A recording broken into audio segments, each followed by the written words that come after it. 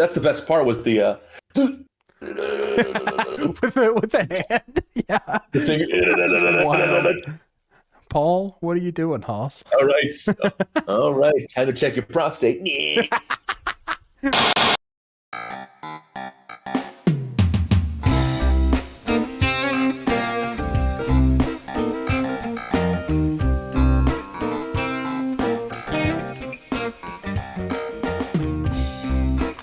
Good evening and welcome to episode 1919 of the DisplayShelf Podcast. What a wonderful evening it's going to be. It's going to be a real breakdown of the entire year. First, we have our good friends, Isaac. Hello. And Garrett. Hi. And as we do on most episodes, before we get on to the main attractions, we have to talk about our collection check-in. So I forget to remind me who wants to go first, because I pretty much just have Christmas gifts. That's all I've been doing lately. That's where my money's going. You were going first. That's okay.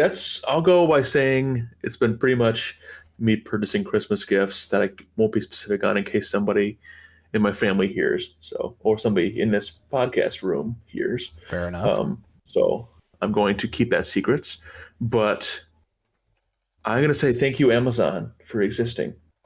Amen to that. All of my Christmas shopping has nearly all of it been Amazon. There were a couple Big Bad Toy Store purchases, but we're not going to talk about that. This Christmas related. Yeah. So yeah. And the feature that tells you that you can get this before Christmas is a magical thing, and I'm glad they do that. I also think I like the magic of going into a store and actually getting things too, but it's the same price if you do it online, and sometimes cheaper. So it's kind of hard for me to want to go in the store, but maybe just for the wonder of it, maybe I could do that. Indeed. But that's pretty much it. I haven't got anything physically collection wise for anything. I have an itch for cards right now. I want to get some cards, but that can wait until after the season. But yeah, now you guys have definitely gotten more stuff than I have in this past couple weeks. So who's going next? I forget. We're gonna throw to Isaac. It was me. Yep. Okay, Isaac, Yes. what do you have to share with us? So let's see. How do I want to make this work? So the first thing that I have is a sweatshirt from the WWE store. Oh. So I'm gonna set down my mic and show it off. Let me pan to Isaac, and I will narrate. It is Japanese writing on it's a Yo Skies hoodie. Oh, that design on the back is sick. Look at that. That is super cool. It is super sick. There you go. Yeah, I had my eye on it for like a while. And I didn't pull the trigger until I saw it was on discount for, I don't even know if it was Black Friday or if it was like the Survivor Series discount or something. Yeah. And I was like, you know what? Now's the time. Indeed. And so I bought it. There you Staying on tradition with the WWE, I found something pretty cool yesterday while I was at the Target. Oh, no, So I'm I'm coming home from work, and my dad texts me. He's like, hey, can you go pick up some stuff for dinner? So I was like, all right, yeah, Target's right here. I'll pop in and grab a couple things. Absolutely. Not too bad. Oh, I'll check the section. And the WWE section, of course, was barren. But out of the corner of my eye, I saw the like stand on the end cap stand. Oh, like the elite And I stand? was like, okay. Yeah. And so I was like, okay, I'll pop over there. And upon first glance, it was, the standard stuff. 118 Roman was there. That Seth that's been there forever is there. And I'm like, you know what? I'll check behind those figures. Elite 120 Joe Gacy showed up. That's pretty sick. Which is sick.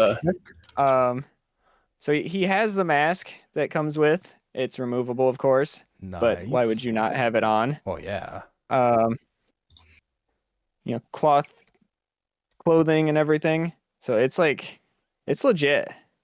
It is a legit figure. Yeah, I keep seeing that one at my Target here, and I'm like, if there were more than one Wyatt Six member there, maybe. Which is also bad because they keep having the Uncle Howdy Ultimate. And I'm like, I don't know. I might see if that one clearances out. We don't have much of a wrestling market in this particular area by the look of it, so. Yeah.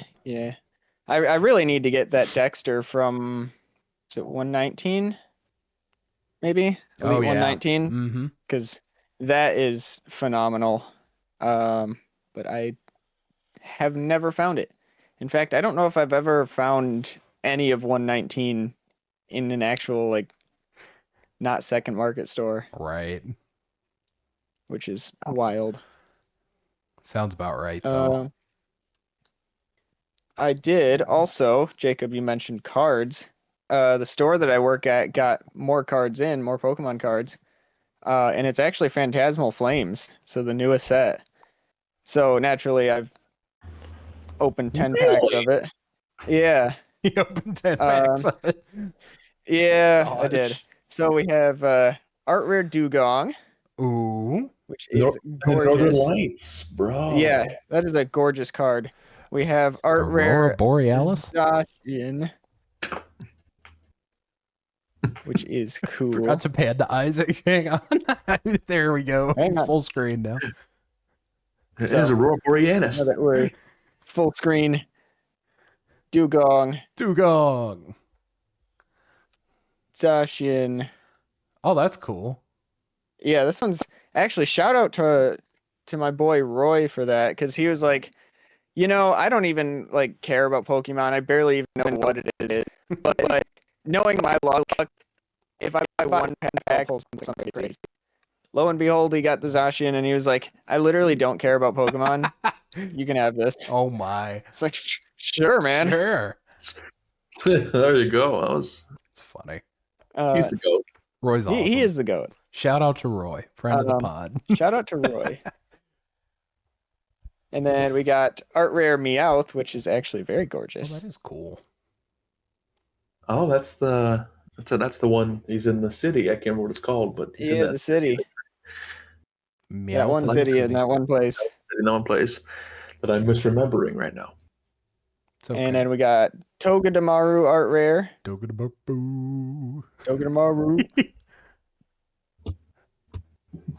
Jacob, we've lost your camera. I'll be back. Okay. He'll be back. All right. Well, we're going to train on Isaac then. And we got a couple other cards in there too. New set. It's every card's a good card to get. Yeah. So that's been fun. And then I've got two more things. My Crunchyroll Black Friday order came in. Oh.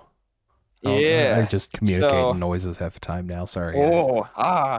That's what we do. How we communicate in the collection check-in is just ooh. The Neanderthal shelf. I was listening to. I was actually listening to our draft episode to go to sleep last night, and every 5 seconds it's like, oh, I picked this person. Ooh. Yep. Good pick. We made solid listening experience. Episode too. No, I'm sure that we did that joke.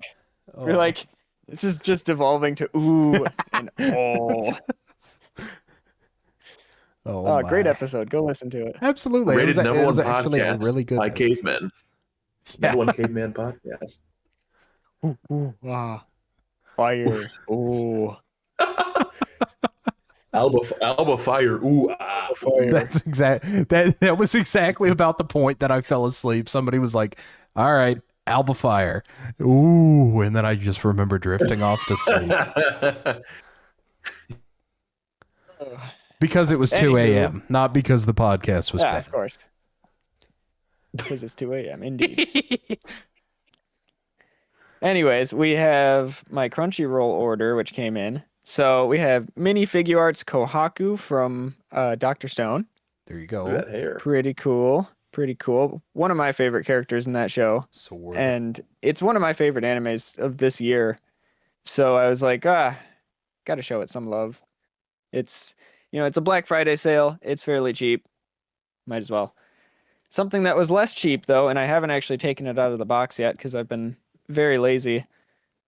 We have the Denji / Chainsaw Man Figma, which is sick. Comes with standard Denji heads, his little axe from episode 2, episode 3, episode 2. I don't know. It's got a little Pochita in there, and then you get like some of the Chainsaw Man stuff. So there's a swappable head, swappable face, actually. Chainsaw arms. Was this the figure arts one? Figma. Figma. Who makes those? Yeah. Is it Figma? Someone. All right then. But yeah, Denji. Cool. I'm excited to put that one together, start posing it up, and stop being lazy with my figures. Amen to that. That's been my entire weekend. It is Monday at the time of recording. Indeed. Monday. Fun day. Is that all you got? And might as well point out, we got little man Levi chilling in the background if you can see him. Kitty, point again. Kitty. All right, there we go. Kitty. Yeah. Cool. He do be sleeping. There you go.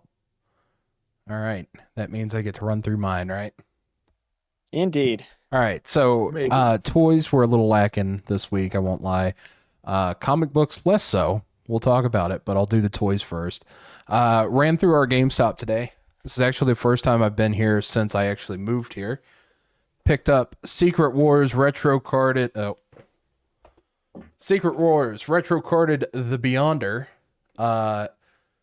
Weird looking dude in a 70s like jumpsuit. It's kind of sick. I hope the figure is good. He'll look good on the villain shelf. I did all these shelves. There might be a TikTok coming soon or something, or a reel, whatever you want to call it. Yeah.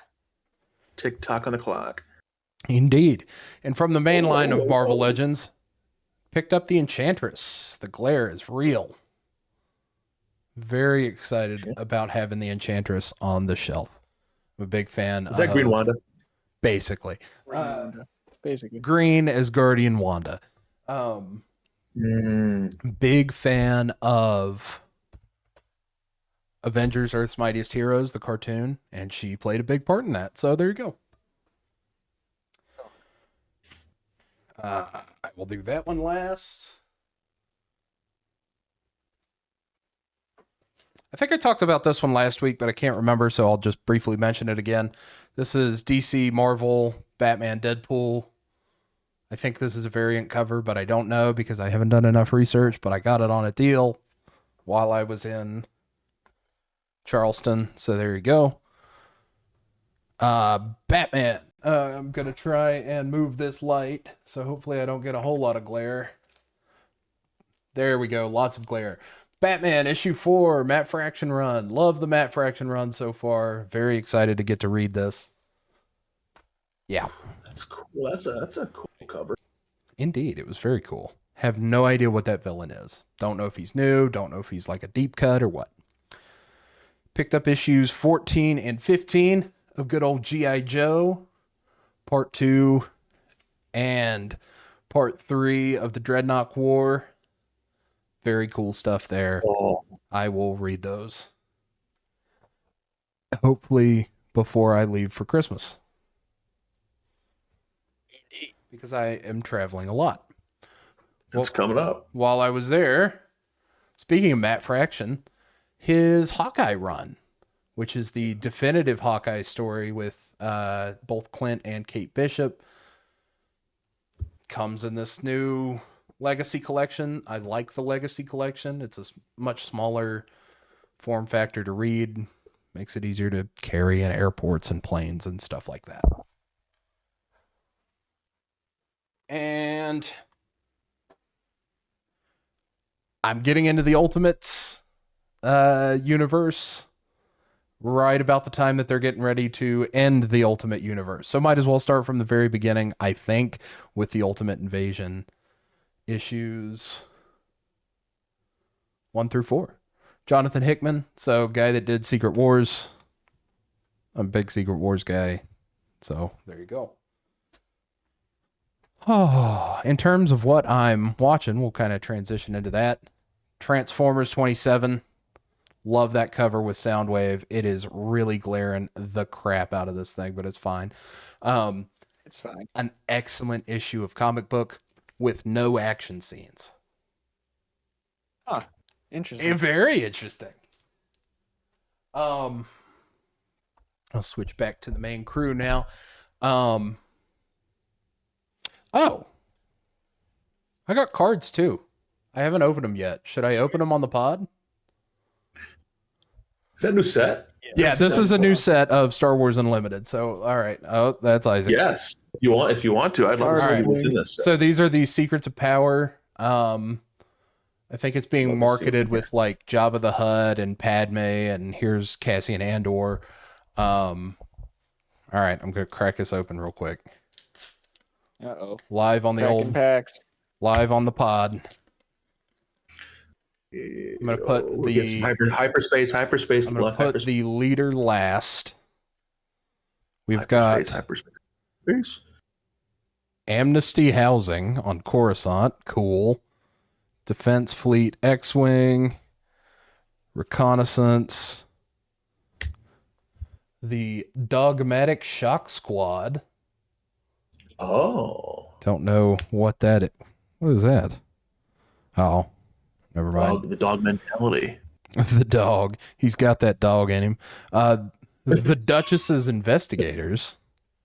That's kind of cool. That's hyperspace. Inspector Shuttle. Was it? Oh, yeah, it is. That was hyperspace.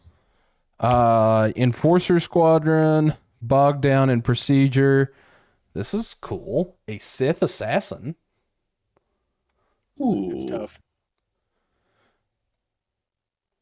I will send Isaac a picture of that one later to confirm that that is not, in fact, just Barriss from that one arc in the Clone Wars, which it might be. Yeah, it might be. An Imperial Occupier. Yeehaw. Very generic. From Andor, here's Vel, the blonde cousin of Mon Mothma. Got Crosshair in his Imperial garb, which is kind of cool. This is an uncommon Crosshair at that. Restore Freedom. Don't know what that does. Hyperspace. Restores freedom. Indeed.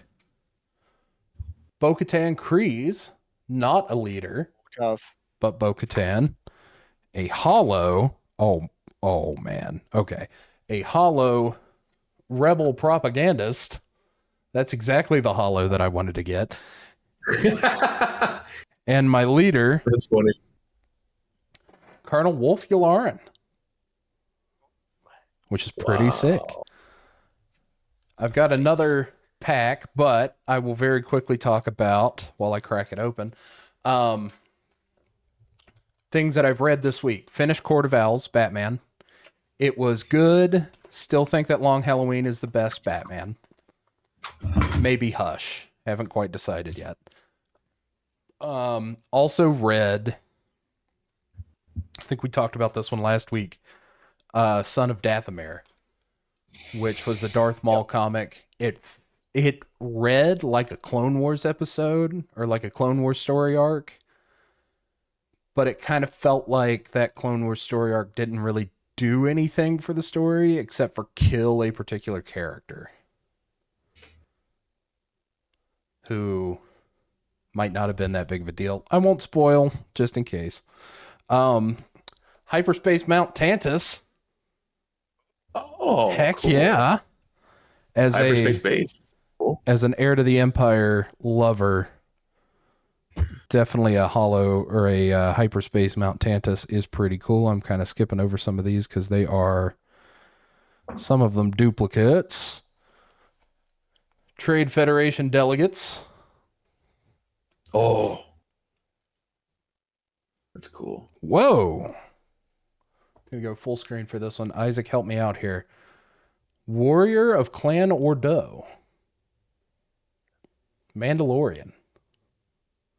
I don't remember that. No, but it looks sweet. I will have to Google that. A screeching TIE fighter. It's both of my boys. C-3PO. Oh, that's a good card. That's a lovely card. And he is an uncommon, as well as an uncommon Wilro Hood. That's right. It's the guy. It's the guy that runs through the background with the ice cream maker in Empire Strikes Back. He has a trading That's card. worth $200. That's amazing. That's fun. Oh, yo. It's the chick from Obi-Wan Kenobi.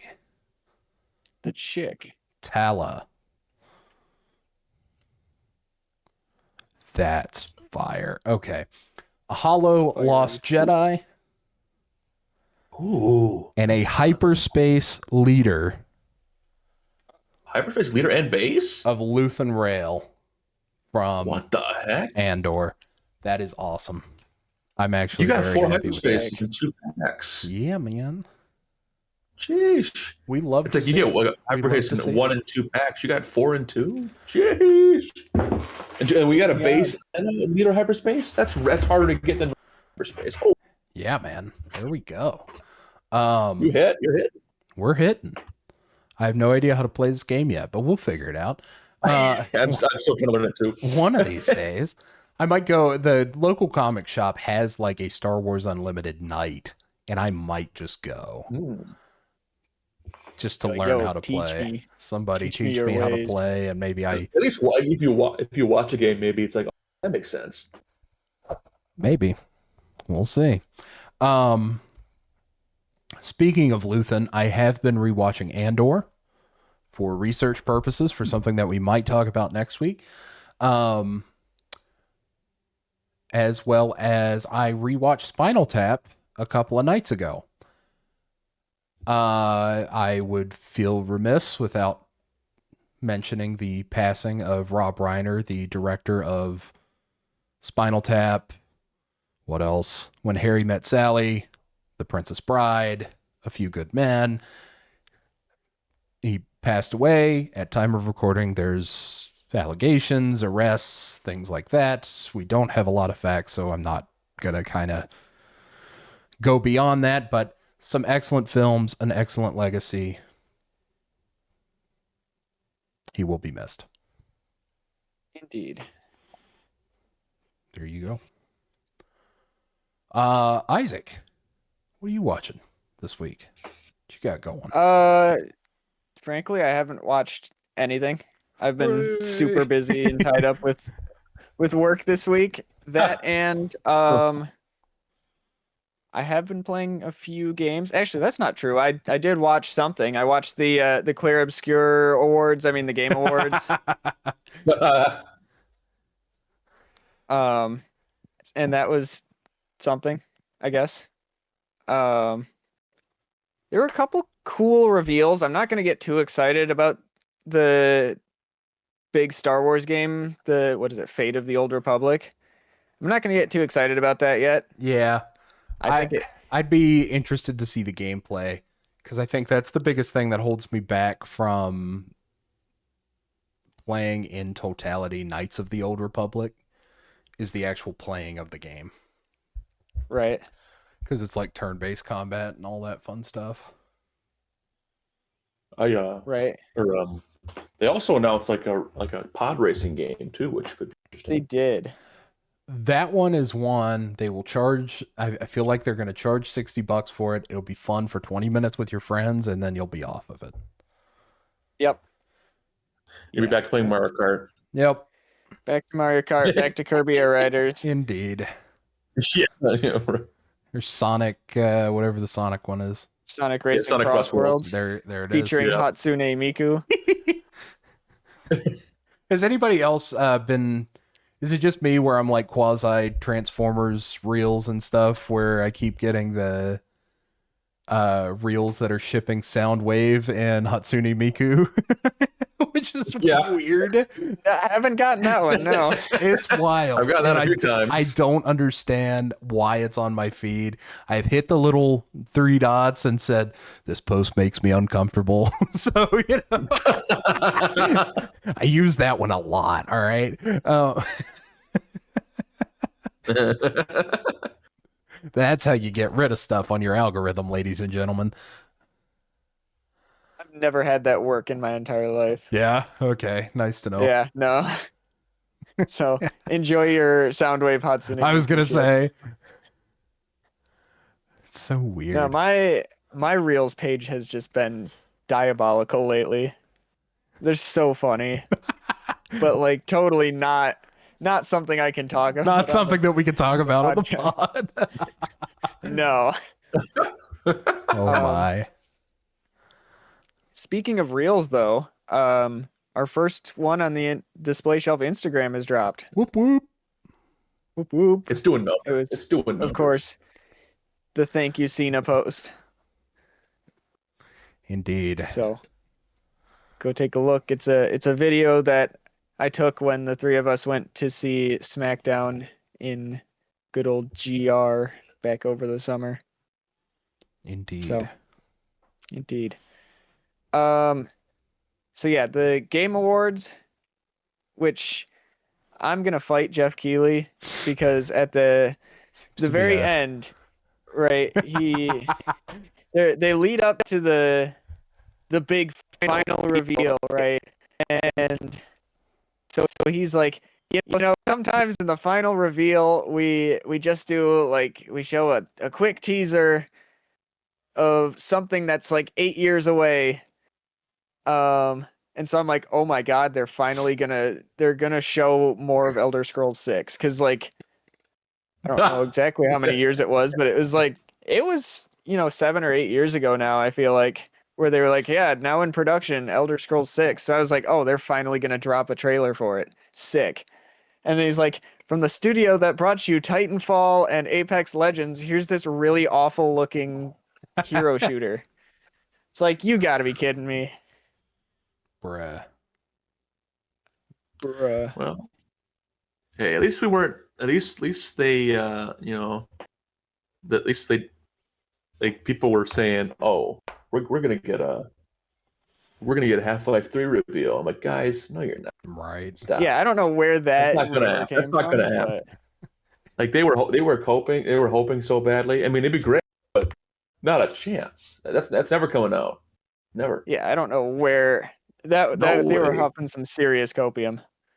Yeah, absolutely. I mean, I love it, but and especially at the Game Awards, and I mean, I don't know.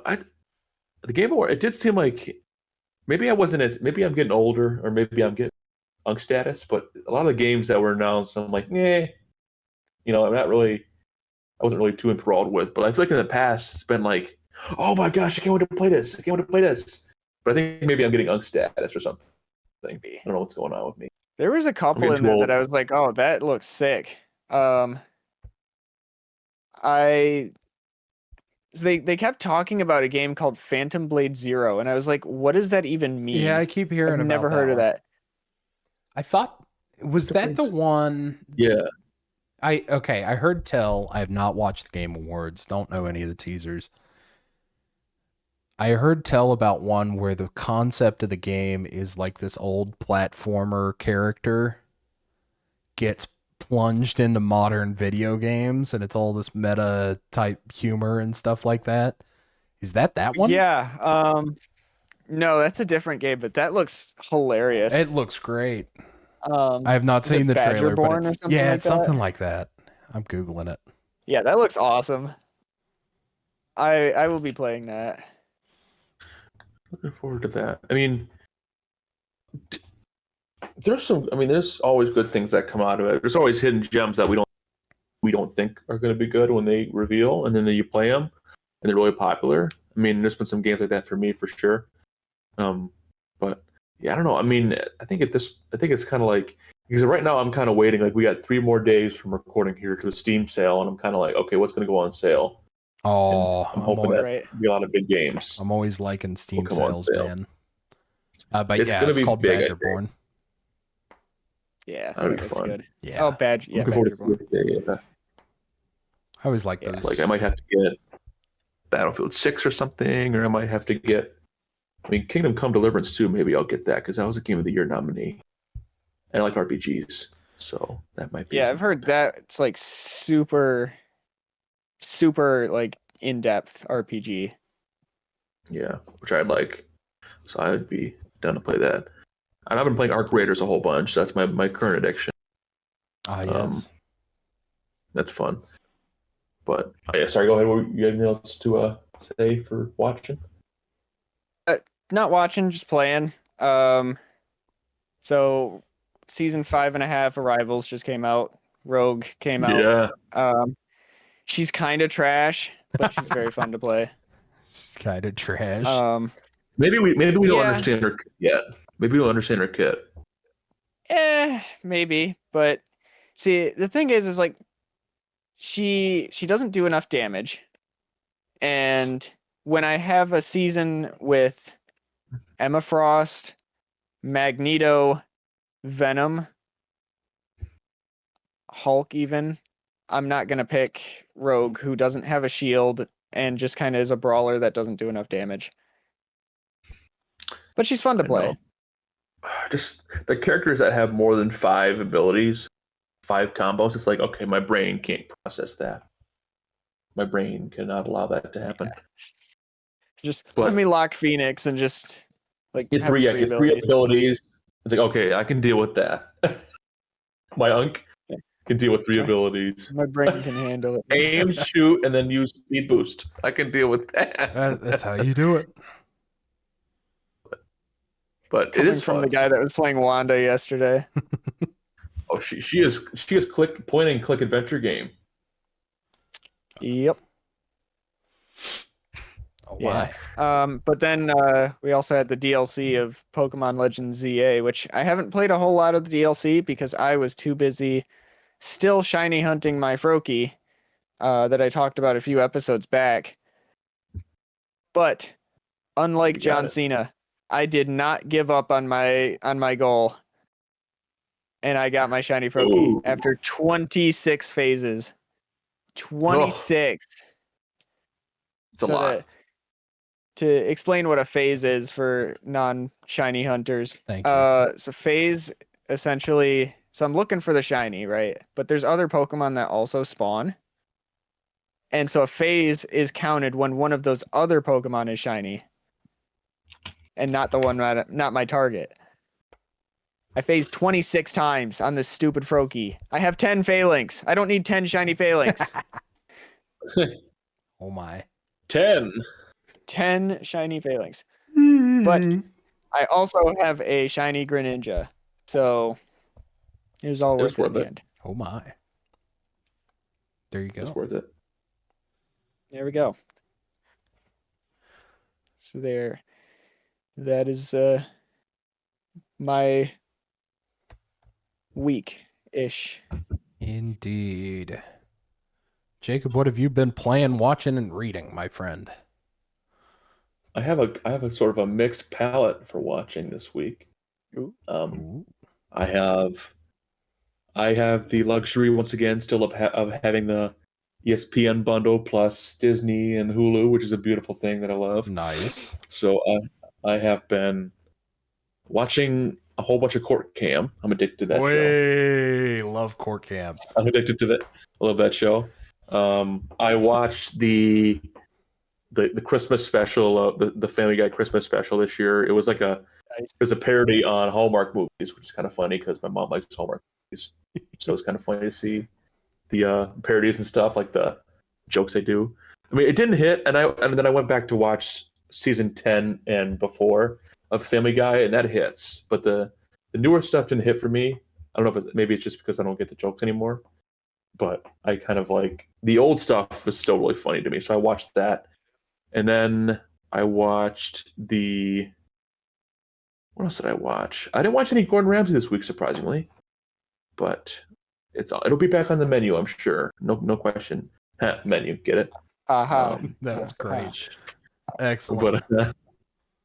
But besides, and of course the new Saturday Night Main Event. We watched that. I got the Peacock free 1 week free trial for that.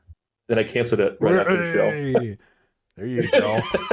Right after the show, I canceled it. So I'm not paying $17 a month for. Is it actually $17 a month now? It's at $16.99 per month. That's insane. Huh. I'm gonna double check my subscription. Absolutely. I was gonna say I am very glad that I am a user of a particular VPN service that has yet to sponsor this podcast, so they will not be named. No free promotion. No free promotion. If you want to promote unless us, you want to. Yeah, unless you want to. Yeah, unless you want to. But if you want to advertising via the DisplayShelf Podcast, let us know. We'll put a promo code right under my picture here. Yeah. There's even a spot for it and everything. Look at that. Anyway. Wow. We'll get to that later. I also want to point out. I want you to know during the edit there, I'm absolutely just going to write something. You're just going to write something stupid. Absolutely insane right there. Yeah, 100%. I also want to point out for any viewers who are interested, from this day we're recording, we are 2 days away from the first episode of season 2 of Fallout. That is true. I'm very excited for that. That is very true. I am very excited for that. I'm excited. I might wait and try and watch that with Griff, because he's a big Fallout fan. It's going to be good. I think it's going to be really good. Indeed. I'm excited for that. And it's going to be on Amazon Prime, if I'm not mistaken. It is Amazon Prime. It is Amazon Prime. Yes. But I guess I'm still looking for more shows to watch. I guess I have watched some Christmas movies too. Since we talked about Christmas movies last time, I watched some, and it's like, you know what, they're not bad. I mean, I watched Lampoons again. I actually watched Die Hard the second time. There you it's go. Really good. But yeah, that's kind of my then playing nothing major. That's like noteworthy, or reading. I should read more. Because I got the Crunchyroll manga subscription that I think I'm going to have to utilize because I like reading manga. So I'm going to do that. I need to quit buying Marvel comics in actual form and just go to Marvel Unlimited. I know I'm like supporting the artists and all of that, and I completely agree. However, they're like $15 a pop. Because it's $10. It's $10 a month for. I was gonna say, I think it's like $70 a year, isn't it? Like $80. Oh, so you get $70 a year, but get your first year for $50 with the holiday discount. So that's not too bad. Genuinely might subscribe to that. Yeah, offer valid until January 5th. Keep that in mind. Interesting. Your first year for $50. Genuinely might do that if I can knock down the book hole a little bit. The problem is the book hole keeps expanding. The book hole is what I refer to as there's a drawer in there with a bunch of the unread comic books. It's the hole for books, so it's the book hole. Yeah. It's great. It's got way too many books in it, guys. It's like my game library. It just keeps growing. Oh, yeah. That too. Yeah. I bought Expedition 33 last night, and I have no idea when I'm going to play it. I did, yeah. It's on sale, I think, too. So it was, yeah. I got it on sale. That's why I bought it. The sale actually ends in like 5 hours. So I was like, I need to get this now. Right. And so I did. I still need to finish Ghost of Yotei. Oh, yeah. Ghost of Yotei. I have to finish that, too. I have to play that. I haven't played it yet. Yeah. Have you played Paper Mario 1000 Year Door yet? Nope. In fact, it is still sealed. At this point, I might just keep it sealed. It might be a historical copy in the future. It came out, what was that, like 2 years ago now, or was that just last year? I think it was last year. Or I think maybe it was this year at the early beginning. Maybe. I don't know for sure. But no, because I bought it at our GameStop. And that's been gone for a while. Yeah. No, I mean only a couple months, I think. No, ours has been gone for a while. It's been about a year. Really? Yeah. A year no plus, way, really? Yeah. Yeah, so oh, really? Paper Mario and the Thousand-Year Door, the remake for Nintendo Switch, went there and picked it up and everything with every intention to play it because I've never played it and I really wanted to.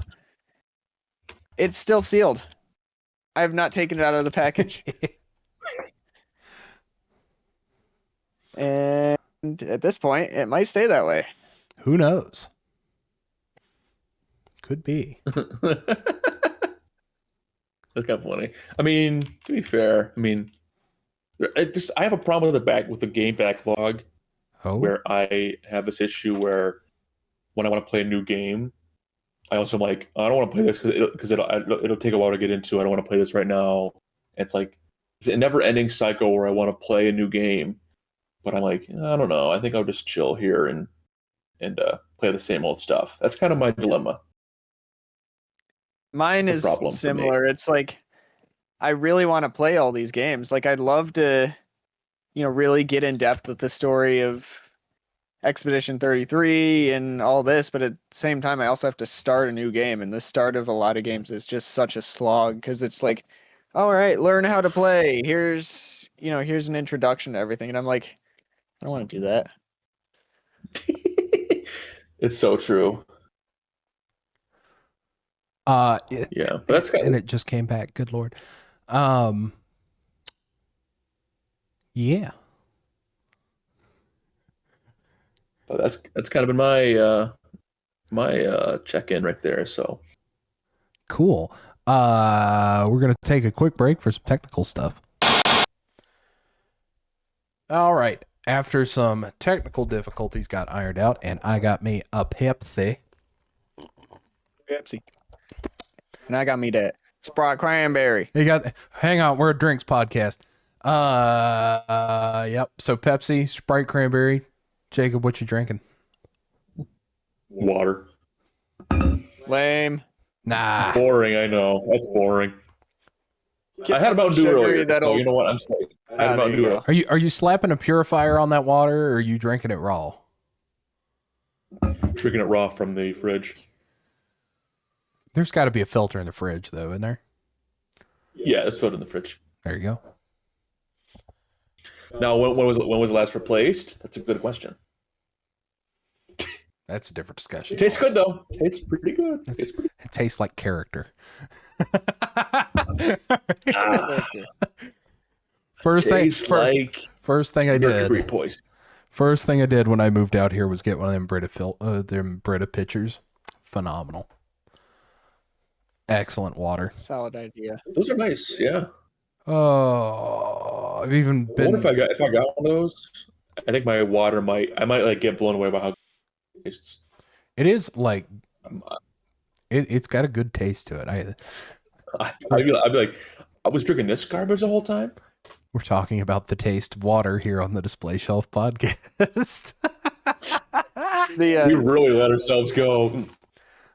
The famous tasteless drink. So water. I mean, here's the thing. I tell you what's the best. I've been putting the filtered water from the Brita into my ice maker because I actually bought an ice maker because my fridge doesn't have one, and I'll be damned if I'm using trays. Okay, so so it makes the little ice cups, right? Excellent. Okay. You take some of those, that with the filtered water, divine. Tastes like nothing, and it's phenomenal. The second that sucker starts getting taste, I'm buying a new ice maker. Anyway, we're here today to discuss wrestling. Now, 2025 has been a really interesting year for wrestling. We have seen a lot of things this year from a move to Netflix to the retirement of one John Cena. We're going to talk about the good. We're going to talk about the bad. We're going to talk about the ugly. But I think that sitting here on December 15th, it is probably a good place to start to discuss the John Cena Retirement Tour, which has ended as of Saturday night. So let's very quickly run through the John Cena heel run, the John Cena retirement run here. We'll talk about his matches. I'll just give a quick rundown of the matches that he had. We'll talk about our favorite moments of John Cena's retirement tour. We'll talk about our least favorite moments, and we'll talk about that match with Gunther. Sound good? Aye, Captain. It does sound good. Yeehaw. So, the matches that he had this year was he wrestled in the Royal Rumble, then won the Elimination Chamber. He did lose the Rumble to Jey Uso. He was the second person, the runner-up in the Rumble. Won the Chamber by submitting CM Punk. Yeah, Punk passed out. That's right. Punk passed out. At which point, getting stomped by Seth Rollins. That's right. At which point he turned heel with the help of Travis Scott and The Rock. He then faces Cody for the WWE Championship at Mania and wins the belt. Wrestles Randy, wrestles Truth, has a tag match with Logan Paul against Cody and Jay, wrestles Truth again in Grand Rapids, cuts the CM Punk Pipe Bomb tribute promo, very interesting. After wrestling Truth again, wrestles Punk in Saudi Arabia, which the big headline there is CM Punk in Saudi Arabia, kind of a big deal.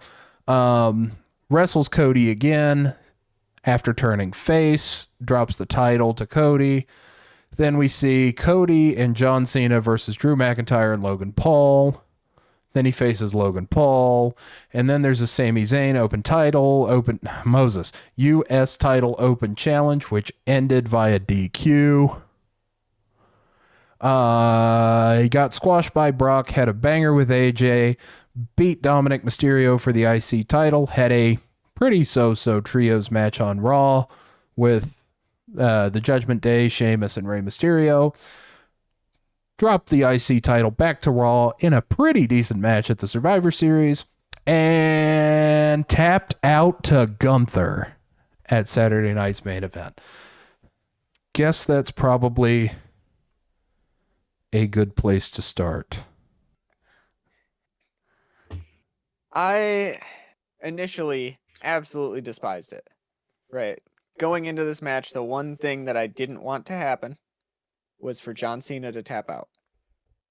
That was the only way that I didn't want the match to end. I was fine with him passing out. I was fine with him getting pinned. Whatever. I just didn't want to see him tap. And so naturally, when that happened, I wasn't exactly a happy camper. But, time passes, perspectives can change. I don't hate it anymore.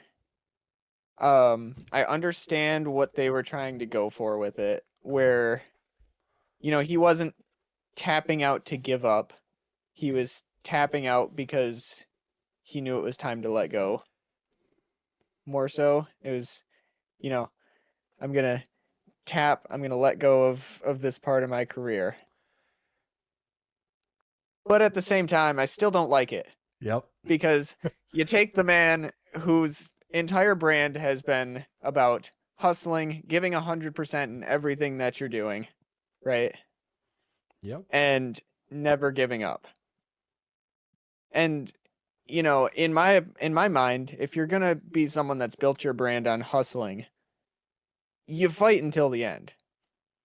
You don't just give up because, you don't think you can win anymore. So it's not going to be my one of the worst moments of the year anymore. But because I get what they were trying to do. Right. But I still am not a fan. Yeah. Jacob, I want your thoughts before I try and decipher mine. Well, I feel like all our thoughts were pretty similar at the time, and it was sort of a knee-jerk reaction, and it might still be accurate to what we're thinking here. I don't want to put any words in anybody's mouth. Right. I won't put that. I'll speak for myself. I don't know. So before I say my answer, I'm curious if you guys think that this was mostly John Cena decided, or if it was Triple H calling the shots. I imagine that Cena had to have some kind of a say in the finish. I'm sure that he knew that he was going to lose, and I'm sure that given everything that we kind of know about John Cena outside of the ring, I'm sure that he would want to keep the tradition of losing on your way out a thing. That said, I don't know. We'll get to my thoughts because I'll go on a rant, and I don't want to interrupt you here. Okay. I think the shock factor of him tapping was pretty well executed. I think that it's one of those things where the moment you're upset that it happened, but when you sit back and have your thoughts collected, you're like, the crowd really was shocked and upset, and that I think that plays good for TV, and that plays good for the type of, like, it's more like a performance of entertainment, you could call it. It plays good for the entertainment factor. I also think that I understand the side that says, hey, the reason he tapped is, it's okay to let things go. You can let things go past you. You're done with wrestling, and it's okay to tap out and say, you know what, I'm done, and I'm ready to move on. But also, like similar to what Isaac said last night when we were watching, is that he's built up this whole repertoire of never giving up and always being someone that is going to fight for everything and never going to give up, not tapping. So it's like he kind of built that up, and then it kind of came crumbling down at the end. So I understand both sides of the argument, but I also think that, I don't know. I think I have the biggest gripe with the celebration is more than the match now. I think the biggest gripe is how awkward. That was weird. It was awkward because they took all of the air out of the room. Yeah. Like there was you could hear a pin drop in that room after he tapped and the bell rang, Yeah. Yeah, I feel like if he would have, fully passed out or got pinned, people would celebrate as he woke up or stood up or whatever. But because he tapped, it's kind of just like a weird vibe. Right. I mean,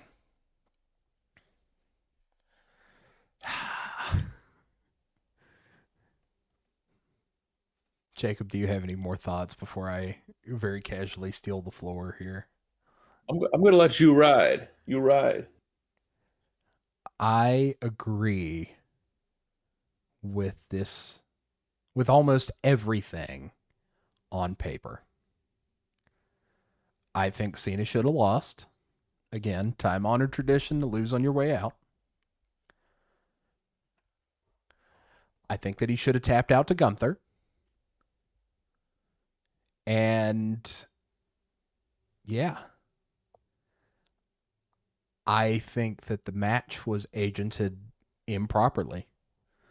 I think that we saw Cena get out of the sleeper multiple times. And I would argue that Cena was in a position that, like, if he would have, and I'm talking kayfabe here, if he would have struggled more, he could have gotten to the rope to break the hold. That's my biggest problem with it, was that I thought he was pretty close to the rope. I don't know. He could have been 10 feet away. I don't really know. But this isn't my take. I was listening to the What Culture Wrestling podcast this morning, but they said it perfectly. For a man who is leaving professional wrestling for acting, that finish was very poorly acted. You know, it was. And I kind of get what they're going for in the, I'm accepting that my career is over. I have been bested. It's time to tap. But that, I'm with you, Isaac. I think that goes against everything that his character has said ever. It should have been the job of Gunther to force him to tap. Whether that be in that chokehold or whether it be a new submission, whether it be the STF. Would have been cool. Yeah. And then he casually uses that hold in his next matches. It could have been cool. That said, I think that the result was correct. I just don't think that the match was everything that it could have been, and I don't think that the finish was acted well enough to sell what they were going for. But the finish was correct, and Gunther is now a nuclear heel, and we love that. Or I love that. That man will forever be a heel now. Yes. I don't care if they try to turn him face. It's not going to work. Yeah, absolutely. It will not work at all. So the rest of Saturday night's main event was a pretty good show. I really enjoyed the tag match. The Obafemi Cody match ending in a DQ was not the right move, I don't think. I don't know if anybody has any other comments on the show or anything moving forward with that.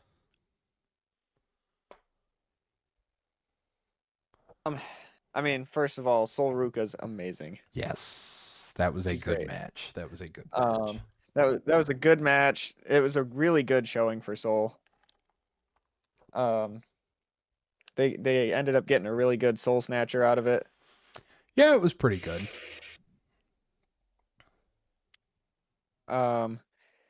I get that they were, I guess they weren't really that restricted with time. They weren't on NBC this time. Right. I would have liked to see another women's match on the card. Yeah, I was kind of wondering about that. Because here's the thing, right? They claim time and again that NXT's women's division is their best women's division. So show it. Right. It's, biggest showcase event of the year for NXT. Yep. Get another one in there. I was going to say. Personally, and this is completely biased, I would have loved to see Tatum Paxley versus Alexa Bliss. Because, of course. And I don't just say that because, they're two of my favorites, but they, at NXT Homecoming a few months prior, there was a tag match between Tatum and Izzy and Charlotte and Alexa.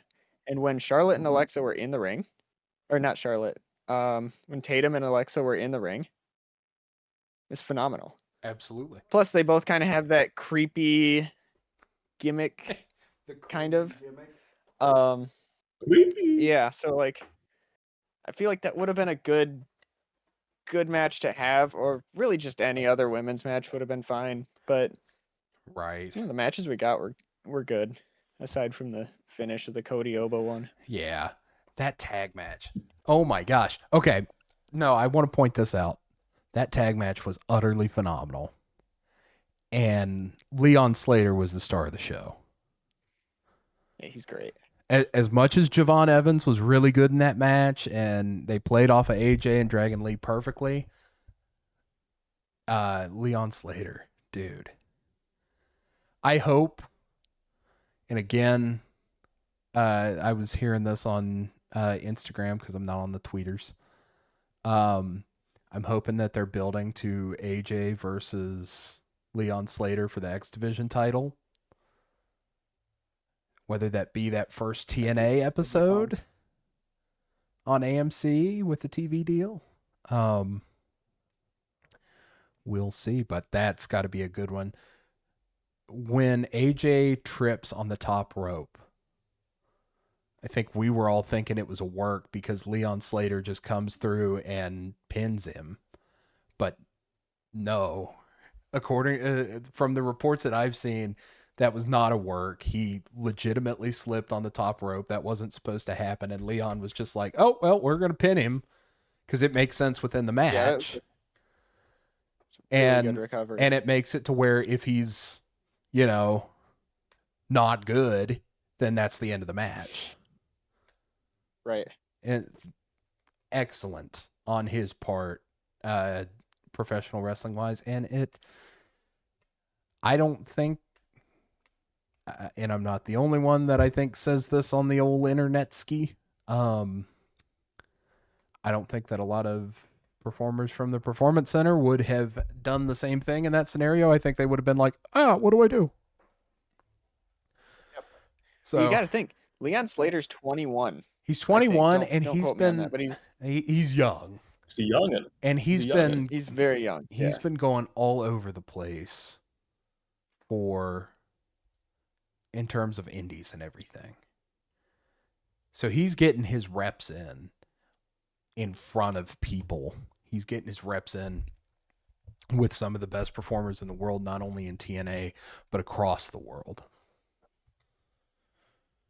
So very interesting, very interesting. I hope that we see more of him on WWE television, but I don't know what his contractual status is with TNA. So we'll probably see more of him on TNA. That said, just to kind of loop back to John Cena. John Cena is officially retired from in-ring competition. Indeed. What have we thought about the retirement tour as a whole? I'll kind of throw to Isaac first again. I was thinking about this earlier. It really was kind of up and down. Yes. It had some really high moments. And it had some really, really low moments. Mm-hmm. I think, honestly, I was like, oh, yeah, the once SummerSlam, SummerSlam and beyond was really good. And then you look at Palooza.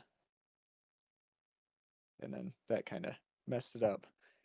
But, I mean, it was okay. Yeah. Is how I'll sum it up. To steal your phrase, aggressively fine. Mm-hmm. Yeah. Yeah. Jacob, what are your thoughts? Well, I think Cena would tell you that he wishes it was more and wishes it was better. I think that he wouldn't be happy. I mean, I think he'd be happy with how he ended it, probably because I feel like he ended on his own terms. But I think he wasn't happy with, because everything I hear is seen as like, oh, I want to do so many more things. I want to do this match and this match. Yeah. But he only ended up doing a certain amount of matches. But it seems like to me, Cena was like, oh, I had so many more things planned. I wanted to do this and go to a whole bunch of dates and do this match and this match. But it never really fell that the cards didn't fall that way. So I think he would be a bit disappointed with how it went. I mean, I'm disappointed with about that too, but I'm not blaming Cena for that necessarily. I think it's just the way the logistics of wrestling and how that all works out, and how there's so many talented wrestlers out there that you can't fit everything into you get like Raw, SmackDown, and you have the other shows. You can't fit everybody in there at all the time, for matches. And that's very true.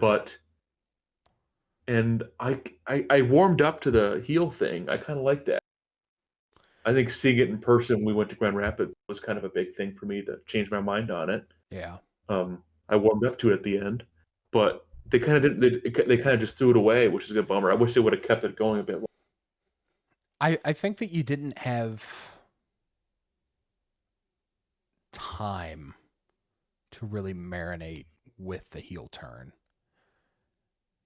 To tell a longer story, unless you were to have him be heel until the end of his retirement, which I don't think we should have done.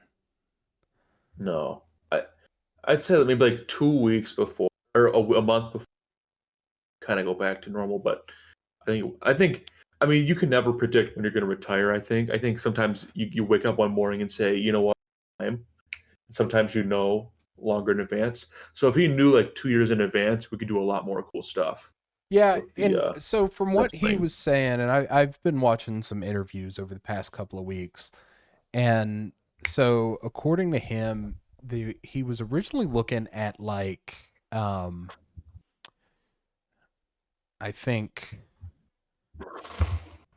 300 something dates or something like that. I think they were looking for different, like a lot more dates as opposed to just the 20 something that we got. And it was WWE's call to pull that down to 20. He was ready to do house shows, every other television show, all of this. So I think it kind of comes back to what you were saying though, Jacob, of there's a lot of talented wrestlers on the card, and you know, we have to promote them as well as give John Cena time and all of this other stuff. And John Cena kind of builds himself. So, you know, yeah, it was definitely an interesting retirement run. I think that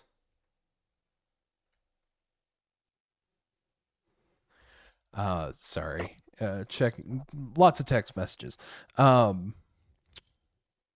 I think, I don't know what I think. Isaac, what you got for me? I know we've kind of thrown to you. That threw off my rhythm. I'm sorry, guys. But here we are. Yeah, it would have been nice to have him more often this year. Because, you know, I say it all the time. I'm fairly new, you know, a couple years deep into wrestling. This is my first time, like this year was kind of like my first real experience with seeing a John Cena run. Yeah. And so it would have been nice to have him on more shows, to really be able to connect with him better. And like you said, the heel run kind of was wishy-washy, and it would have been nice to have a little bit more appearance there to kind of build and establish it, rather than it just kind of being like, okay, here's Cena heel for 3 months. Right. 4 months, however long it was. And suddenly it's just over. Yep. And that's kind of what it is. Yeah, I feel like if we would have had more dates, that heel turn could have marinated more, and it could have gotten to where it needed to be, but I don't know. I think that it was definitely a good move for them to pivot when they did. Yeah. Yep. And The Rock shouldn't have been out there for the retirement. That didn't make any sense. Yeah. Which we might talk about a little bit later. Perhaps. Was that his only? Was that Rock's only appearance this year? Other than aside from promo on Netflix Netflix, premiere, yeah, and promo on NXT like the night after. That was funny. They just told Rock, "Hey, go talk for a hot minute." Yeah, they really did. Which was wild. This NXT crowd is always great. What do you know about an NXT crowd, Rock? Anyway, Was there anybody that you would want to see Cena face in his retirement run that he didn't get to face? Yeah. Either realistically or out of left field.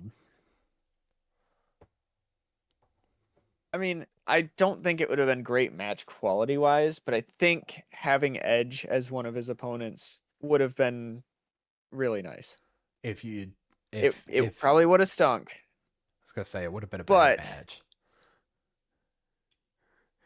But they have such a storied rivalry that sure, it's one of those things that you would want to happen. You'd want to see it one last time. Yeah. But yeah.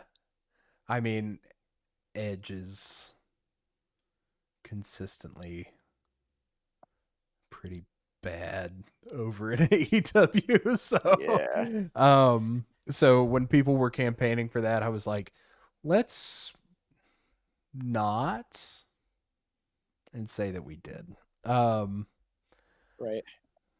But that would be a perfect world. I don't think that they could ever. I don't think that WWE would go to AEW and say, "Hey, I want Edge," because they know they'd have to give somebody in return. Right. I also would have liked to see John against some more of the NXT talent. Yeah. Like the up and coming NXT talent. Or even just the recently called up. Like him and Carmelo would have been interesting to see. It would have been like a good TV match. Carmelo Hayes. Yeah. Yeah. Yeah. I'm not saying it's all PLE caliber, but if it's, he does do the 200 some dates that he was wanting to do, it would have been cool to see him kind of give the nod to a Carmelo Hayes, to a Trick Williams, to an Obafemi, right? To some of the folk down there. Indeed, that could have been interesting. I think if we would have had more dates and he could have done more matches on television, I think it'd be interesting to see him and Damian Priest. Sorta, kinda. Like I say, it would be a television match, not a pay-per-view match. Right. And I don't know. I'd want to see another Punk match or a different match than the one that we got, but it's definitely interesting. Yeah. Oh, and if you could get it in before Kevin Owens stepped away, that would have been an amazing match. The KO match. Yeah. I miss him on my television screen. He's the more that I sit and think about it, and I know we did our I think I put them in my Kevin Owens and Sami Zayn in my top 5. You did, yeah. Because they're just excellent, and they're excellent together. They're excellent apart. It's the best. They're the best. Anyway, I'd like to see another Kevin Owens match, but I think we can all agree that the best match of John Cena's retirement run was the AJ Styles at Crown Jewel, right? I'd go either there or Cody at SummerSlam. Ah, yeah, Cody at SummerSlam was good. The AA on the Cody Vader was excellent. Yeah, that was phenomenal. And we can all agree that the worst part of this was Brock, right? Yeah. Oh, yeah. Yeah. Okay. Oh, geez Louise. Yeah, that one was... Yeah, what? It was rough. I remember, because you and I were on Discord watching that together, and I think you got there a little late, so I don't even know if you caught the entire match. I was just like, you're like, all right, so what's happening? And I'm like, yeah, Brock just squashed Cena. And you're like, what? Oh no, not again. I mean, I won't go too deep into it because it is something that I'm going to talk about later during possibly an awards show. Ooh, but maybe. Yeah, that match was not it. Yeah. There's a lot more stuff to talk about. So, does anybody else have any other thoughts on the John Cena Retirement Tour? I have one more thought, but I think that it'll be the end. So I'll throw it to you guys.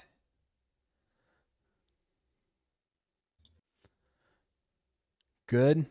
Going once? I'm good. All right. I've said my piece.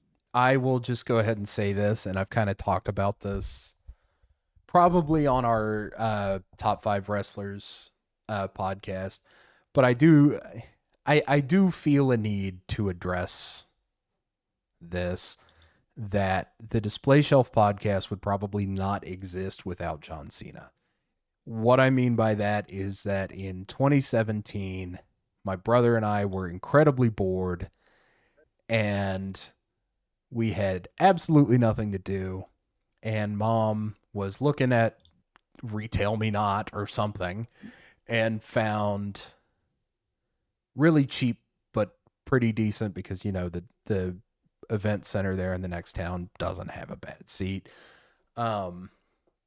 So she got some pretty cheap tickets to wrestling, and I'm like, I don't really want to go to wrestling. I'm not really into wrestling. It's just dudes in their underwear beating the crap out of each other and all of this, right?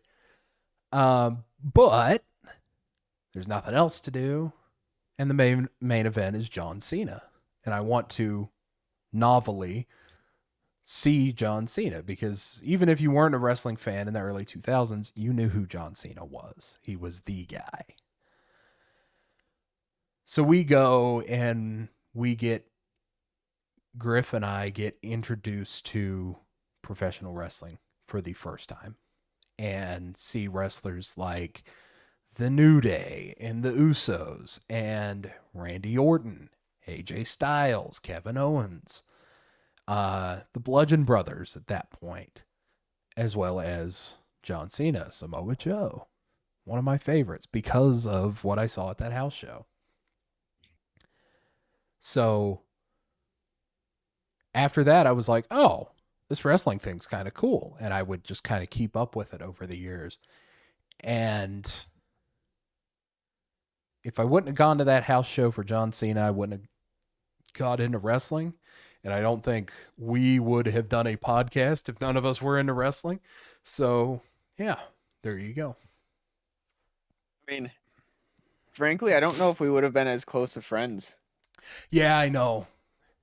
Yeah. Because, us hanging out on a regular basis kind of stemmed from you saying, hey, you guys want to come over and watch this wrestling event, or, the Royal Rumble, or whatever. Wasn't the first one like Full Gear or something? Yeah, I was going to say. Because I was like, what am I going over to even watch? What is this? What is going on? I was going to say.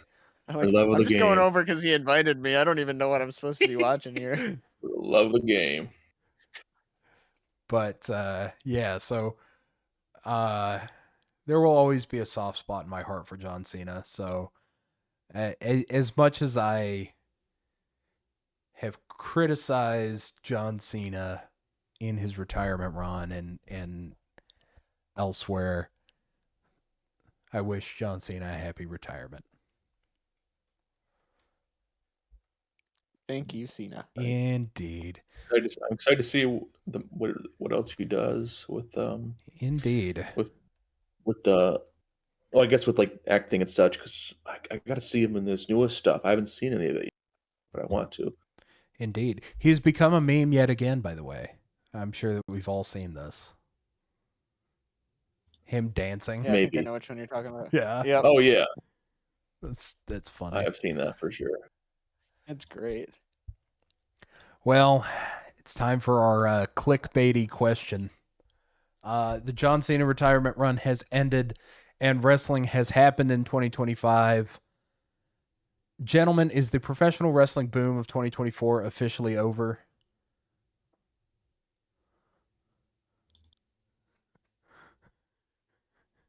Yeah. Yeah. I would say so. You ask me. Yeah. If you ask me, it died on Netflix's premiere. Well, the chance of AEW certainly something. Oh man, that was wild. I haven't heard that. Like, I think that the last time that I heard an AEW chant on a WWE event, oh my gosh, I think it was Seth Rollins versus The Fiend in Hell in a Cell. Ooh, rough. Yeah. It was the first recorded time people were using the phrase Tony Khan Seva. Right. And he was at that point. I actually, I forgot to mention it in my rewatch. I rewatched, or watched for the first time for me, Full Gear 2019. What an excellent show. What an excellent show. And I might make a comparison to something a little bit later. No, I'm not. Never mind. I forgot what I was going to talk about. Anyway, Netflix. Raw has moved to Netflix as of January. It's been fine. I like that it's taken a half hour off of the 3-hour presentation.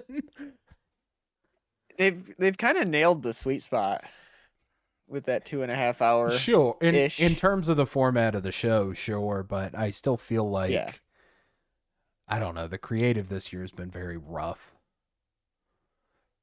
Part of that I think is due to injuries and some other personal things that have kind of come up for wrestlers that have taken some of them off television and put others on television, but got a lot to talk about. But overall, Isaac, what are your thoughts on 2025 in the old wrestling? Specifically WWE. I know you guys don't follow AEW or anything else, so it's definitely not as good as last year. Yeah. There were parts of the year where it's weird. Both shows, both Raw and SmackDown, were never like super good concurrently. Right. It was either one was really solid and then the other one stunk. And then, you flip it. Like, I feel like there were a lot of times where Raw was really good. And then you turn on SmackDown on Friday and it's just garbage. Right. And then I feel like the midpoint of the year, SmackDown was really solid and Raw was really lacking. Yeah. Yeah. I think about when we got to go to SmackDown, I was glad it was a SmackDown and not a Raw. But now I think I'd be afraid to go to a SmackDown. Yeah, like there's another SmackDown in Grand Rapids on this upcoming Friday. Yep. And I was trying to go, and ultimately I'm not going now. Yeah. But I'm not that concerned about it. Right. It's not like, the only reason I was excited is because they're pre-taping Raw. I was gonna say, and they're taping Raw on that Monday or on that Friday, whatever it is. Taping Raw after it. Yeah, I mean, with ours, I think that part of the novelty was that John Cena was there, and that we knew that we were going to see Cena by Isaac as part of that show. Cena has disappeared. No, Isaac has disappeared. It's okay. But yeah. Sorry, Gatito wanted to leave the room. No, you're good. But yeah. Jacob, what has your thoughts been on 2025 WWE? I wish I would have watched more, but there was a lot of periods of time where I changed my cable package, so I lost the USA channel for a while, so I missed out on the SmackDown. I don't know. I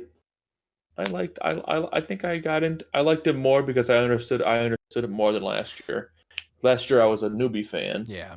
So I liked it more this year because I understood what was going on more in the shows and kind of understood the angle, like the rivalries and such. So I felt like I kind of belonged for a while there, and I was like, okay, you know what, I can get used to this. And there you go. so I'm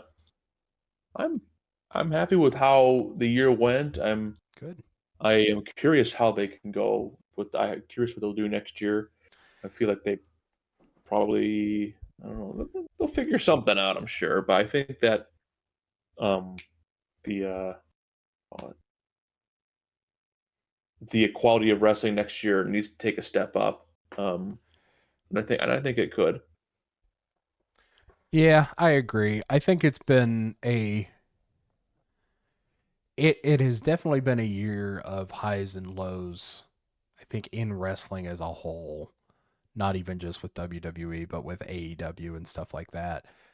Because you'll have high moments and then you'll just have a lot of, I don't even want to call them low moments, because everything is not, it's not even like so bad I get a perverse enjoyment of it being bad, you know? It's just right.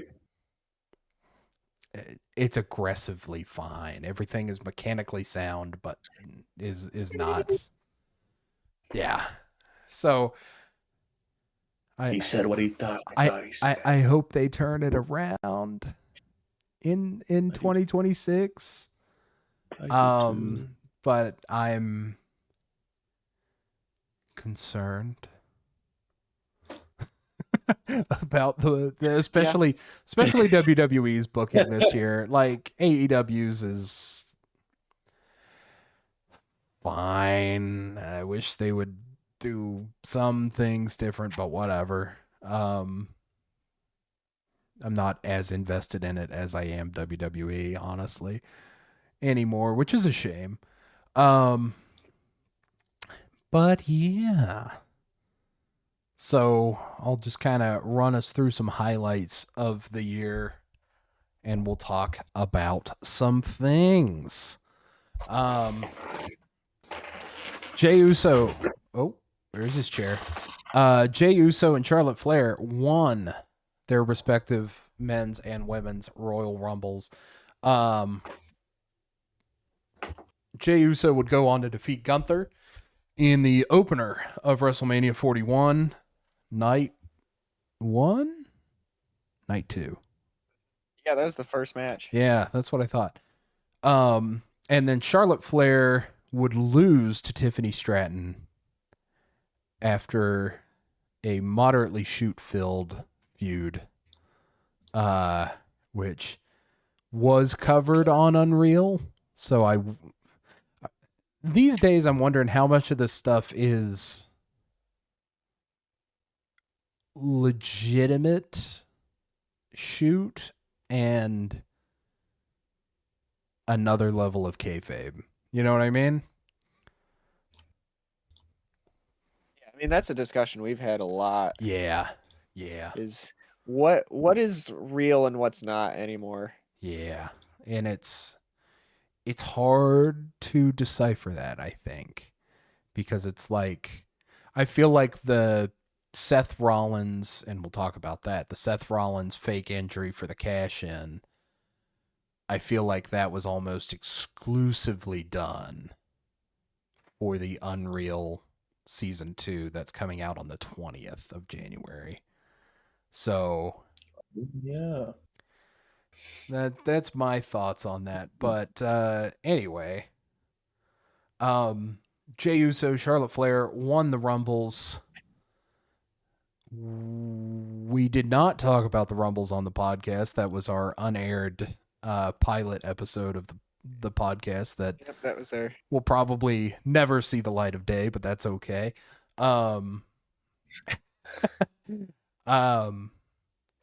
With the benefit of hindsight, knowing where these characters end up even by the time SummerSlam rolls around, how are we feeling about our Royal Rumble winners this year? Okay, so I'm going to throw to Jacob first on this one. Okay. Well, I think our good friend, our Usi friend, kind of milked it. Safe to say, he milked it quite a bit, the win. And we were all eating together. I was eating with. Yeah, I was doing all this stuff. He was over like Rover, but I was in it. But it did. You could sense the audience. It was kind of like, oh, here we go. Coming out and doing his 10-minute long intro, which I'm still a fan of. I'm not going to say I don't dislike it. I was going to say, I know it's a popular opinion to say you don't like it, but I'm not going to say that. Yep. But I do understand people are probably like, oh, brother, this guy again. Oh, boy, here comes Jay walking down the steps and doing a 45-minute intro. Yep. I definitely and he even does it in the most recent in the War Games. He even does it mid-match. Like, come on, that's crazy. That was upsetting. Which was kind of funny.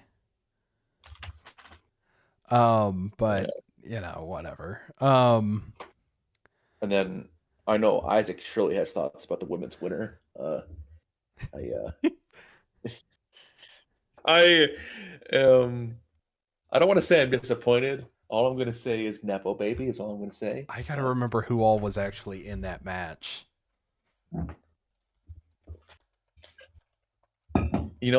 Charlotte Flair might cook my ass on Twitter. I mean, my behind on Twitter. No, you could say ass. It's fine. Okay. That's fine. Okay.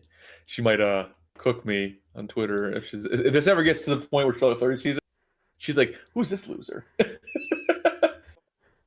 Jacob DisplayShelf. It'd be fair. It's not her as a person. It's the character. I'm not saying she's a bad person. Right. There's such a thing as television age of a character. And when you get... Sorry, I'm watching the Instagram clip of a particular thing that has happened on Raw, and it was exactly what I was afraid was going to happen. Sorry. Don't tell me Liv's injured again. No, Liv's not injured again, thankfully. What were we talking about? I'm so sorry, guys. The Rumble winners. The Rumble winners. I don't think that there would have been anybody else that could have won. Unless you were going to boot the rocket to Roxanne. But why can't they do that? I agree. But if you're trying to sell a WrestleMania and you're going to keep Tiffy champion going in, you got to have somebody to kind of sell that match. So I see from a WWE perspective why they did it. That said, I was talking about television age. That's how we got here. The television age of the Charlotte Flair character is quite old. She has been a very similar character almost through her entire run in WWE. I kind of feel like something might need to happen there to freshen it up, but I don't know what you do there. Actually, that freshening up was probably the tag team with Alexa Bliss. So I think it was the right result at Mania. I don't know who you could have had win unless you were going to have Bianca win at the Rumble. But yeah. Yeah, I got you. I got you. Yeah. So I'll start on Jay first because I think at the time it made sense-ish. Absolutely. From a booking standpoint. I mean, this is your most over guy in the company, basically. Yep. Right. Everybody loves Jey Uso. Why not take a shot at it? Why not? Give him the ball, right? Why not? Yeah. I mean, you weren't going to know for sure if he was going to, slip and crumble a little bit under the pressure. Sometimes that's a risk you have to take. And I'm not mad that he won the Rumble. Sure, it didn't really, pan out to be the greatest thing in the world. But I still think he was don't want to say the right winner because there's other people that I would have said, hey, have them win.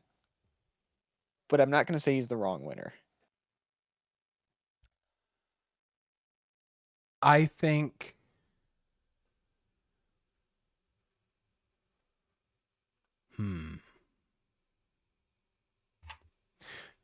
Yeah, I mean, I think in the moment Jay was the right call, but in retrospect, I don't think that he got to the heights that he could have as a singles star, to the point where I think as we speak, Monday Night Raw, they're doing the New Day and the Usos, right?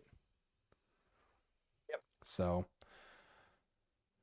I mean, good to see the Usos back. It was a good run until it wasn't. And I also think that part of that was down to the booking. Who was trivia, who was Jey Uso's first defense? It was... Was it not? Was it That's not Logan Paul? It was, yeah. That at Saturday night's main event? Yep. Was it? Or So was it just on Raw? No, it was on Saturday night's main event. I mean, that's what I thought. Oh my goodness. As good as Logan Paul is, and I do think that he is good, I wouldn't have put him and Jey Uso in the match together. I feel like you have to have somebody to kind of, I don't want to say guide Logan Paul through the match, but I don't know. And I don't think that for all that we got with promos, with the entrance, with the character of Jey Uso, I don't think that he really had the in-ring to back it up in his run. And I think that we're still kind of seeing that. And now we're doing a Judgment Day and we're prolonging a heel turn. And I would be very interested to see what a heel Jey Uso looks like, even if it is a diluted heel Jey Uso, still doing the yeet, still walking through the crowd, all of that fun stuff. You know? Agreed. Indeed.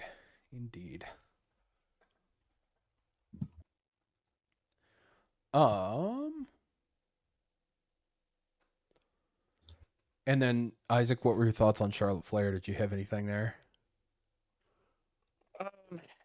Yeah.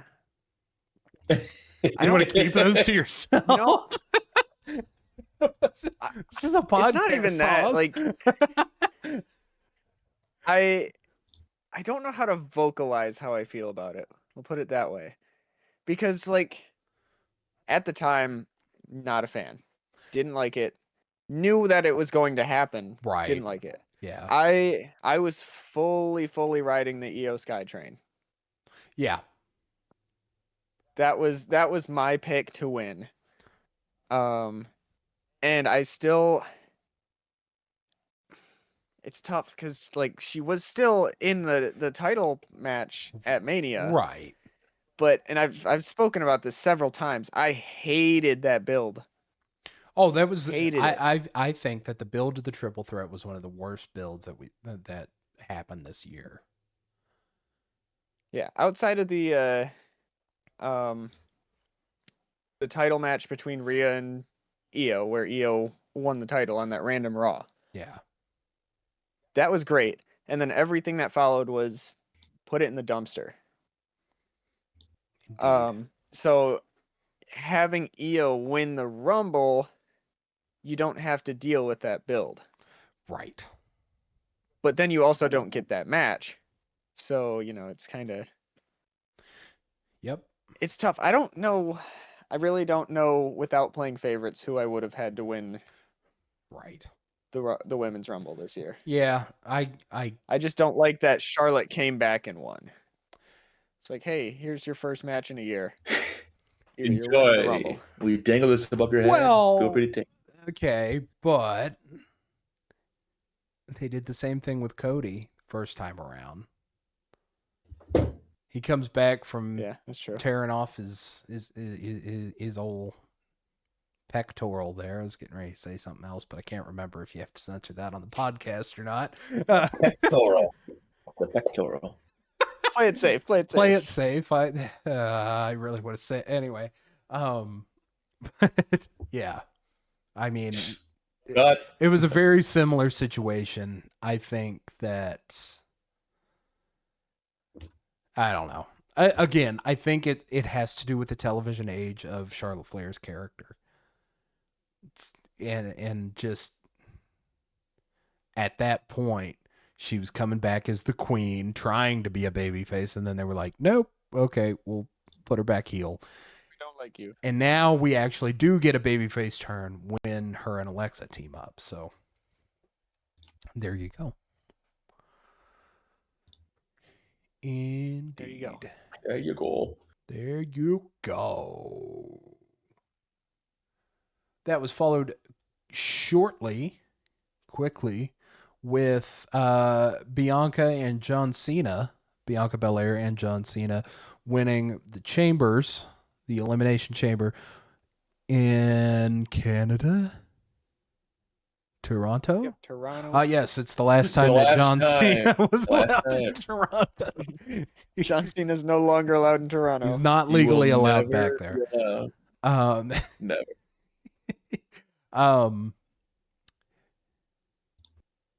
The angle with Jade coming back and attacking Naomi was phenomenal. That was great. And then obviously the John Cena heel turn angle was phenomenal. Yep. Too bad that the run couldn't go with it. I think that the Chamber matches were fine, but from what I can remember, this was a long time ago, the Chamber matches were fine, but the winners were correct.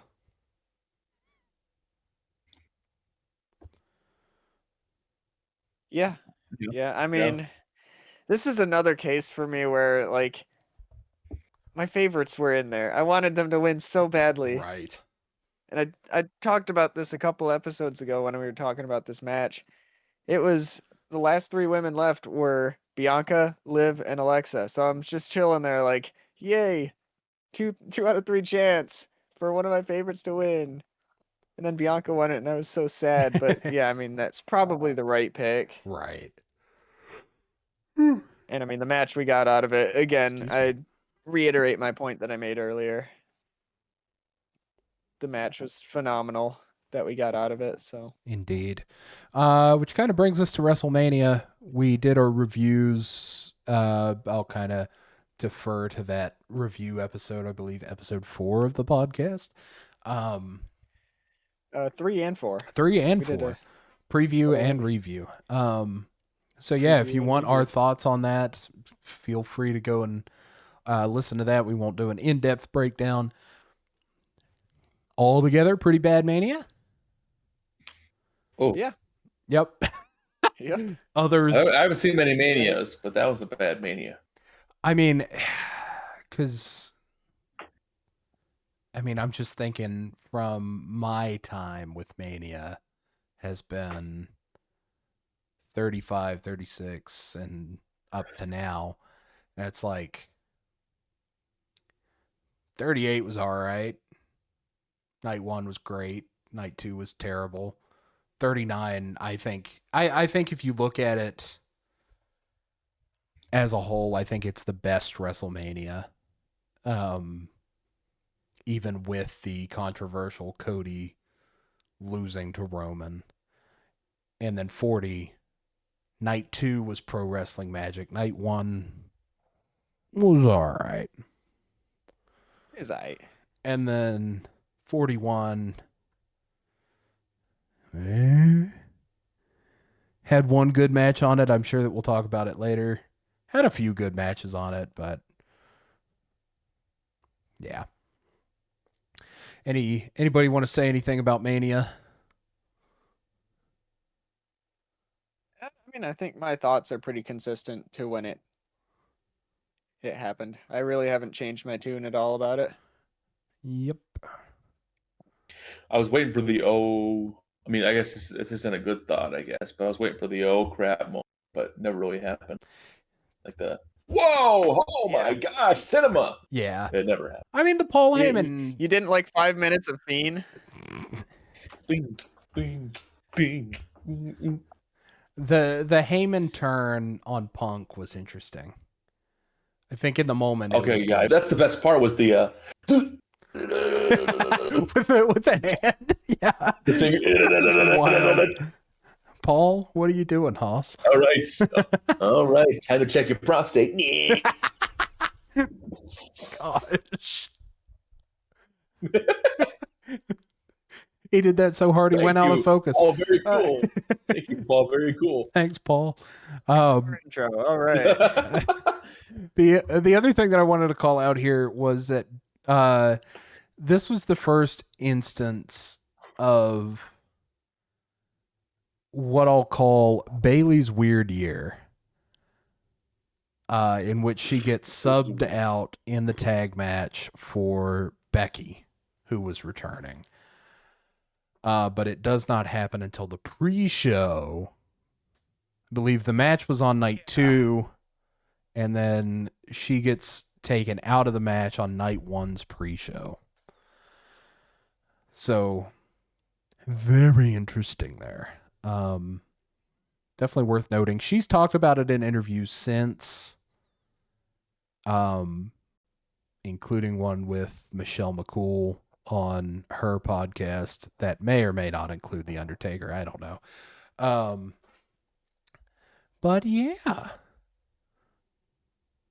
The next bullet point that I have on our good old 2025 wrestling outline here is Dominic Mysterio equal GOAT IC champ ? He's been a wonder this year.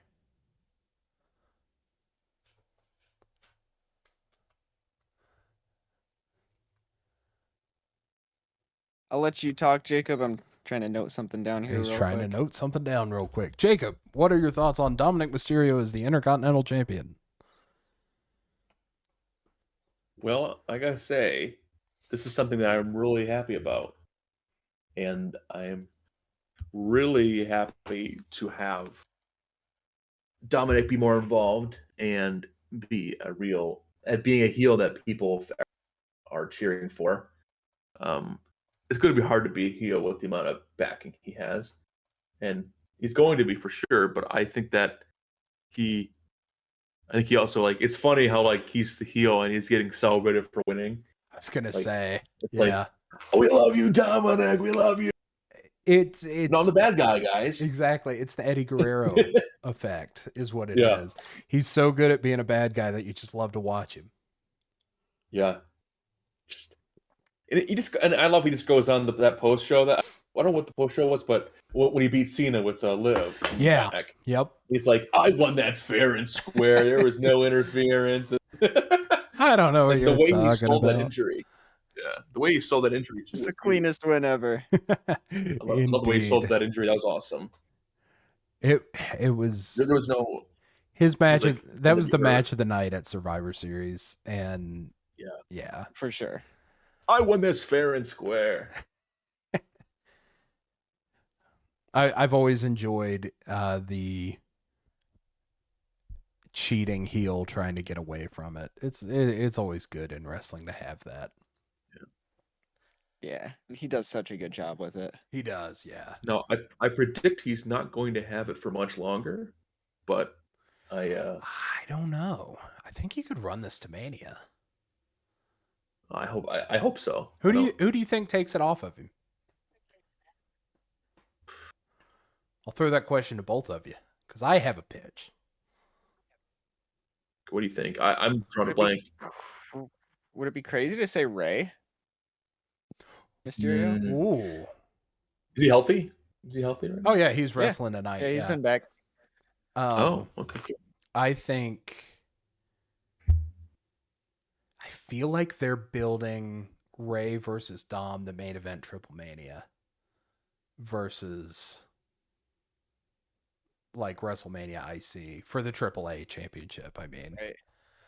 Which the lineage of the AAA mega title is like insane because it's like 2 champions ago was Kenny Omega when he was running it in AEW, but wild.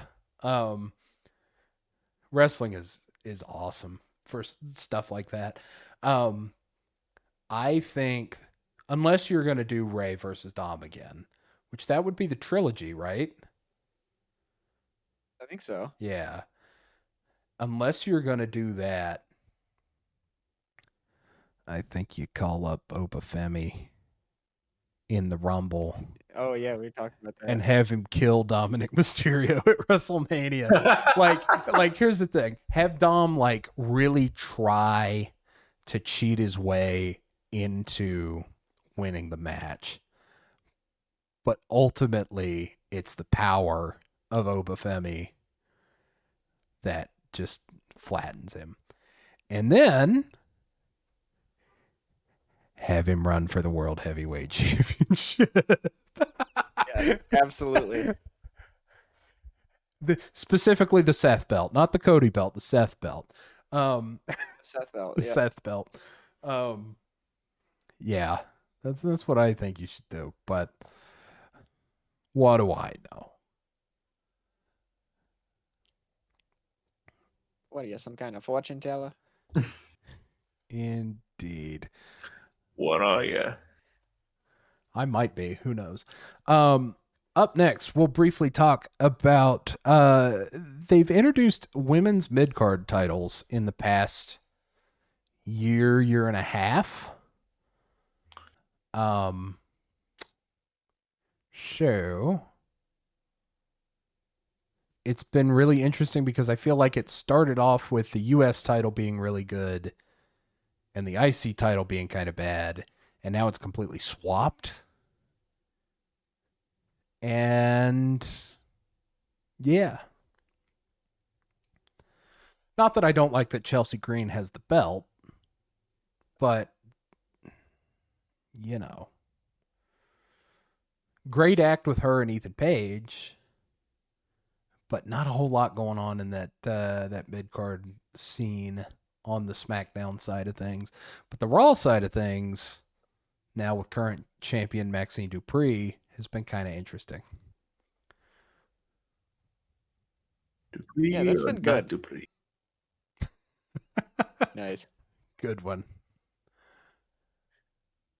+2. Yeah, well, so you said like the IC belt didn't start very strong, and this is a point of contention between us that we've had all year. Is it? Because I really liked the start of the IC title. Oh. She was defending a lot. I was on screen a lot. Yeah, but was she elevating the title? I don't think so. I mean, I think not until Becky came around. I think so. I mean, sure, Becky skyrocketed it, but that's because it's Becky. This is true. But the title was on screen a lot. It was getting defended a lot. Yeah. In good matches too. Yeah. It wasn't like, you know.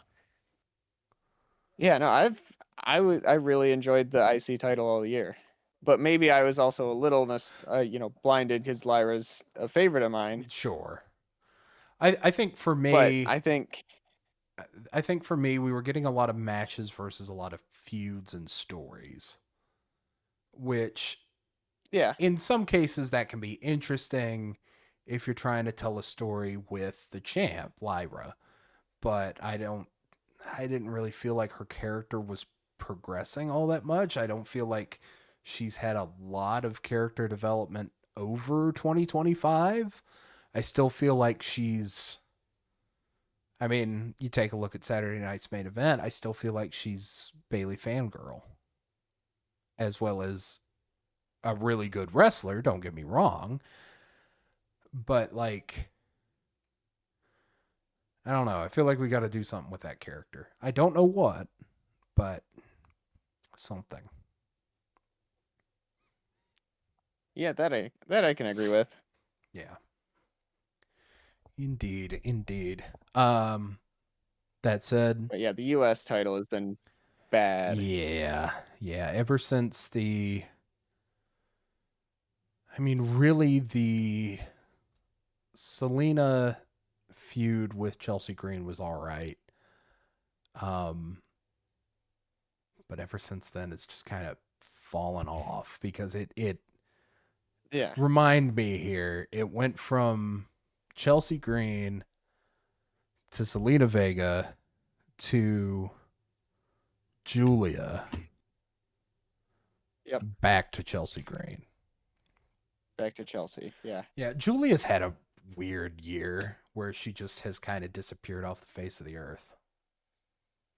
Yeah, I'm very mad about it. Yeah. I think that the problem there. I'm not happy.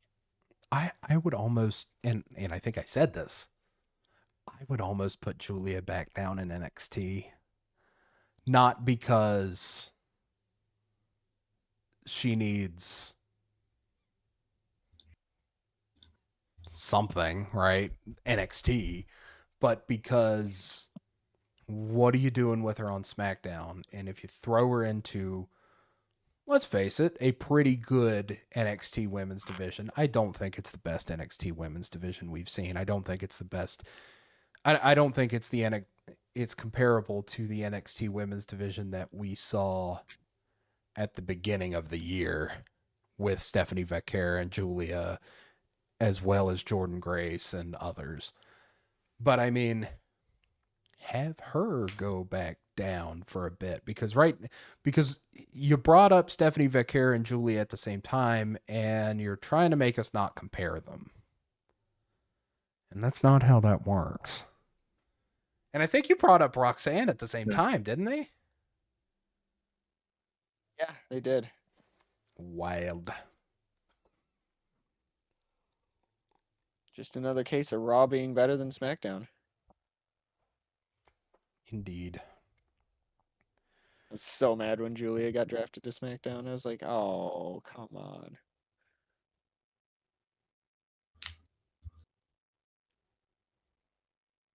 Indeed. Couple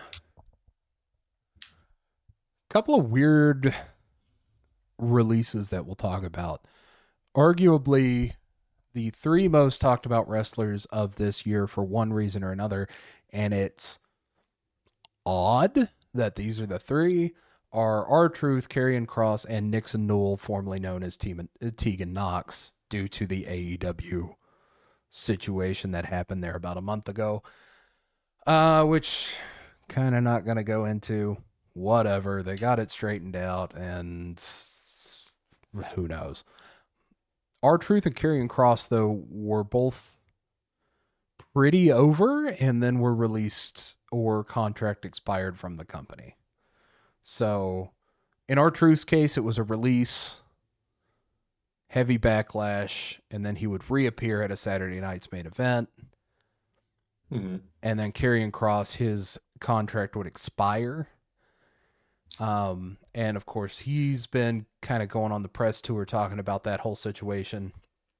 So yeah. Any comments on either one of those things, or we just gonna kind of leave that one there? I guess I'm just glad that R-Truth's still in the company. It's kind of my main thing. Indeed. Glad they brought him back, even if they haven't really done a whole lot with him since. He was there. He was there recently. That's something. He's on the shows and he's definitely over, but I don't know. I wish that we would have got just a little bit more of this anti-hero Ron Killings that we were kind of going for when he first came back. I was gonna say he had that like really huge promo on that Raw where he cut off his dreads. Yep. And he's like, no more, silly R-Truth. This is Ron Killings now, and now he's back to being kind of a gimmick. Exactly. Which, like, I like the gimmick. I like the gimmick. But I was very interested to see what he was going to do with that Ron Killings character. Yeah, definitely. Some other things have happened. And then Cross was upsetting. Oh yeah, Cross. Because like he finally started getting the attention. Yeah. And then they were like, pulling the plug. Yep. Okay. And I mean, I was never like a huge fan of his matches or anything, but like I was gonna say that was another dude one. Could cut a promo. I was gonna say dude could cut a promo. He had an interesting story going. I was never a big fan of his in-ring, but whatever. He could look like a killer when he needed to, and that's all you need. Yeah, exactly. And this, of course, is my personal opinion. Nothing against him as a character or as a dude. I think that the character really worked. Just the in-ring styling could have been a little bit different for my taste.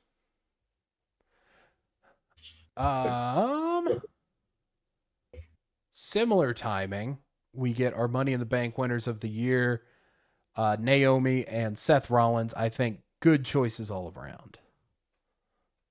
Yeah. Yep. Very good.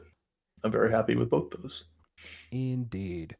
I'm kind of speeding through these because I just kind of have bullet points and we kind of want to get to the year-end awards, and we've kind of reviewed a lot of this stuff, especially once we get past WrestleMania. We've kind of talked about a lot of this stuff on the podcast, so we're just kind of retreading some water here, I guess. Glance over. Yeah. Indeed. I completely forgot until it was mentioned on commentary that Goldberg versus Gunther happened this year because it was the same night as All In Texas, which I was watching for about 8 hours. You're forgot about that. Next. Yeah, he was not next. That was the same day. He was not next. The Goldberg match was not the best, but it was fine. It was what it needed to be.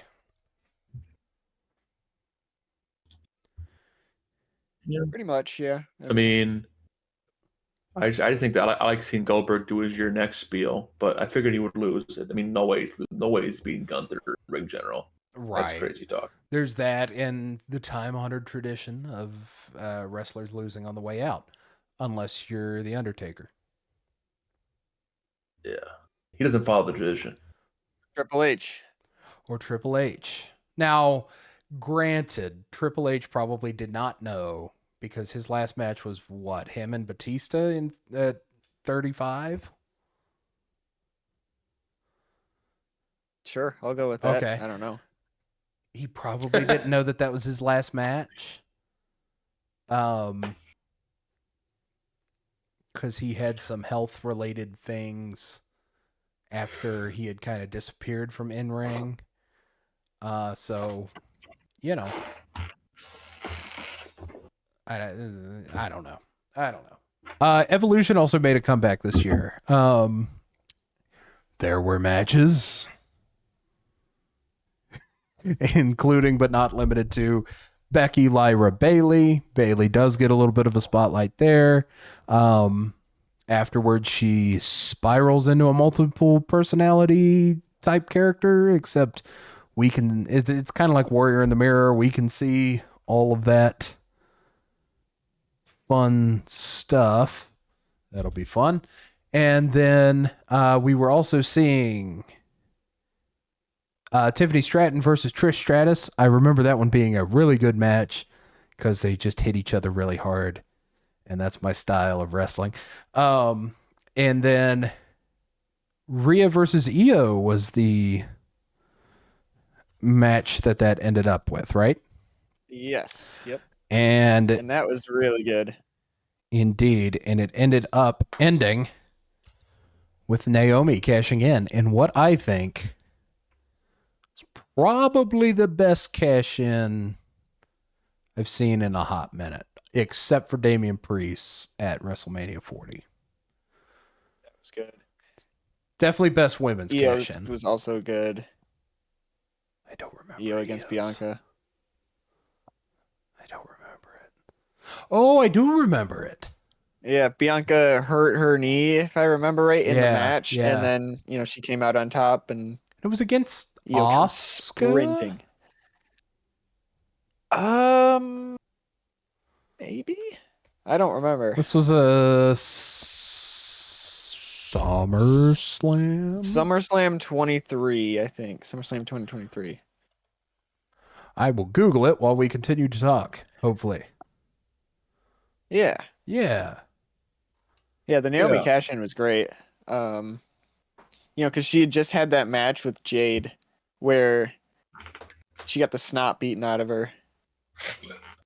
Yes, indeed. And so you're like, okay, well, she's, getting medically treated. And then all of a sudden, here she is in a neck brace and covered in bandages and hair's a mess and everything.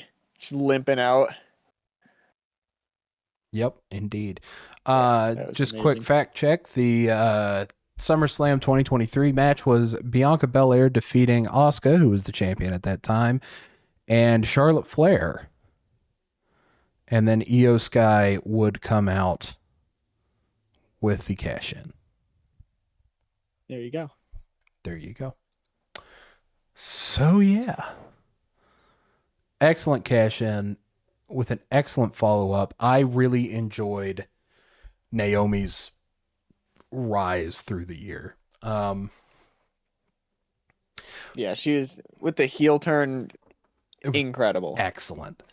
I wish it hadn't have been cut short, but I completely understand why and wish her and Jimmy Uso all the best with their new little one that has yet to arrive, but woohoo, is on the way. Good for them. Good Yippee. For them. No.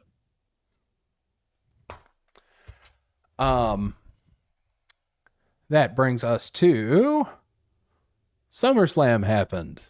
We reviewed it. It had a good ladder match. And a good Cena Cody match. It's about all I remember. So we'll move on from there. The vision has been... Once again, you can hear our thoughts about it in clearer detail in our SummerSlam review episode. Indeed. The vision has been the ever-rising force in the WWE since their formation after Mania. With Seth Rollins kind of leading the group with Bronson Reed and Braun Breaker, and then they would turn on Seth Rollins a little bit later after Seth gets injured somewhere. Crown Jewel. Thank you.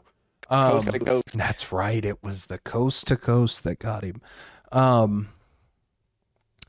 Seth, of course, cashes in on CM Punk after a fake injury angle. Again, we kind of talked about it. I think it's all for Unreal, but whatever. What are our thoughts on the Vision this year? They have since recruited Logan Paul, have Brock Lesnar kind of on standby. Yeah, I take it as like a mercenary more than an actual member of the Vision. And as at time of recording, they have a masked man who may or may not have been revealed on Monday Night Raw, but Isaac doesn't want me to spoil it, so I will not say anything further. Thanks. I'm literally turning Raw on as soon as we hit stop recording.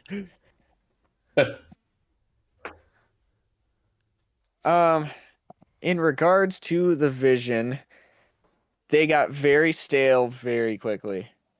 Yep. I mean, they were during the time, I was talking a bit earlier when Raw was kind of not it for a while. Because they were in the main event of everything. And it was the same thing over and over and over. one of them would have a match, and then the other one would interrupt, and they'd beat the crap out of the face. And then sometimes maybe someone from the locker room would run in and help. But yeah, dare I say though, I like them better now than I did when it was Seth. And of course that could just be a booking thing in regards to their appearance rate. Yeah. Yep. No, and I think there's definitely a part of it that, yeah. Seth, again, character age on television. I feel like Seth is kind of getting up there. It's going to be interesting to see him come back in like a more babyface role to take on the Vision. But Jacob, what are your thoughts on the Vision this year? Well, they were kind of there, and then they kind of weren't after that.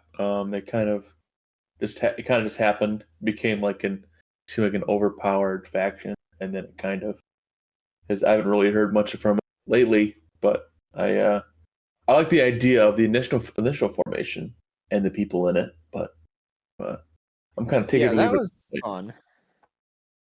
I'm kind of like take it or leave it at this point. So I'm not really like they don't really strike fear into me anymore. They just kind of feel like just a nuisance. Yeah. Indeed. Yeah, that's kind of my thoughts too. And that's kind of all I got. It was really fun right after Mania though, when we were all just like, ooh, who are they going to recruit? Who's joining the Vision? Especially because Braun Breaker joined the Raw after Mania. Right. I think that the formation of the group was really good. I like the pairing of Braun Breaker and Bronson Reed, and now that they're bootstrapping Braun Breaker to be the guy, he's winning that belt from Punk on January 5th. Yeah, I think he's great. I think we're going to see an upturn for the Vision, hopefully, but we might also just see him break up. Who knows? As long as Braun Breaker comes out being the guy, I think we'll be all right. And that's really what I think the Vision has been, is a vehicle to turn him into the guy. Yeah. Yeah. Yep. Indeed. In other large headlines, Stephanie Vecchier not only gets called up, but wins the vacated women's title. And has been... We don't have a Breakout Star Award in our little end-of-year wrestling awards that were given out later. But if we did, I feel like she would definitely be a contender for that. Yeah, I think she's definitely in contention. If not the pick. I think she has had an excellent year. I'm afraid of what they're going to do to her. Because I'm afraid that they're putting too much and we've talked about this on the podcast, so I don't want to, cover old ground, but I feel like they're putting a little too much focus on the Devil's Kiss, for a very particular reason. And you're trivializing a really good wrestler, and I don't think that we need to do that. Was it last week's Raw where during her promo she said something about like, I'm more than just a Devil's Kiss? I remember hearing something like that, but so hopefully.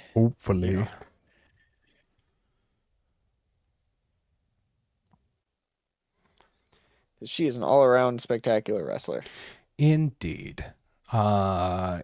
Jacob, any thoughts on Stephanie Vecchier this year? She's great, and I'm glad to have her on the roster. So I like to see her. I like to see her more, and I think her whole character is really cool, and She's very talented in ring.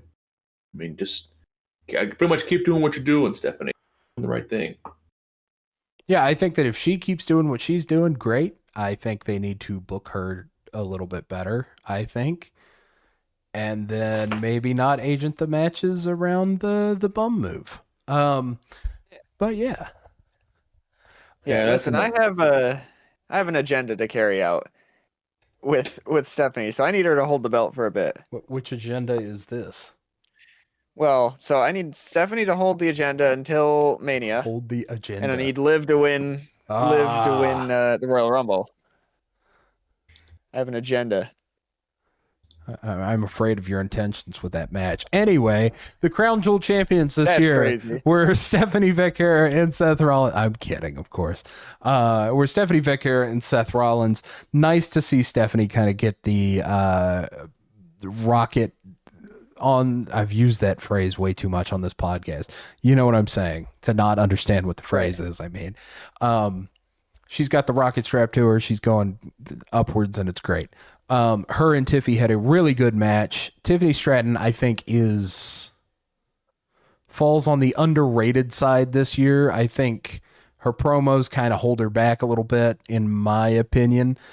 But, again, my opinion. But I think her in-ring work is always really good. You add Stephanie Becker into the mix, and you get a really great match, which you got at Crown Jewel. Seth winds up having to vacate the old belt ski after his match with Cody Rhodes at Crown Jewel. He vacates the World Heavyweight Championship, which is then put onto CM Punk, who gets it until today.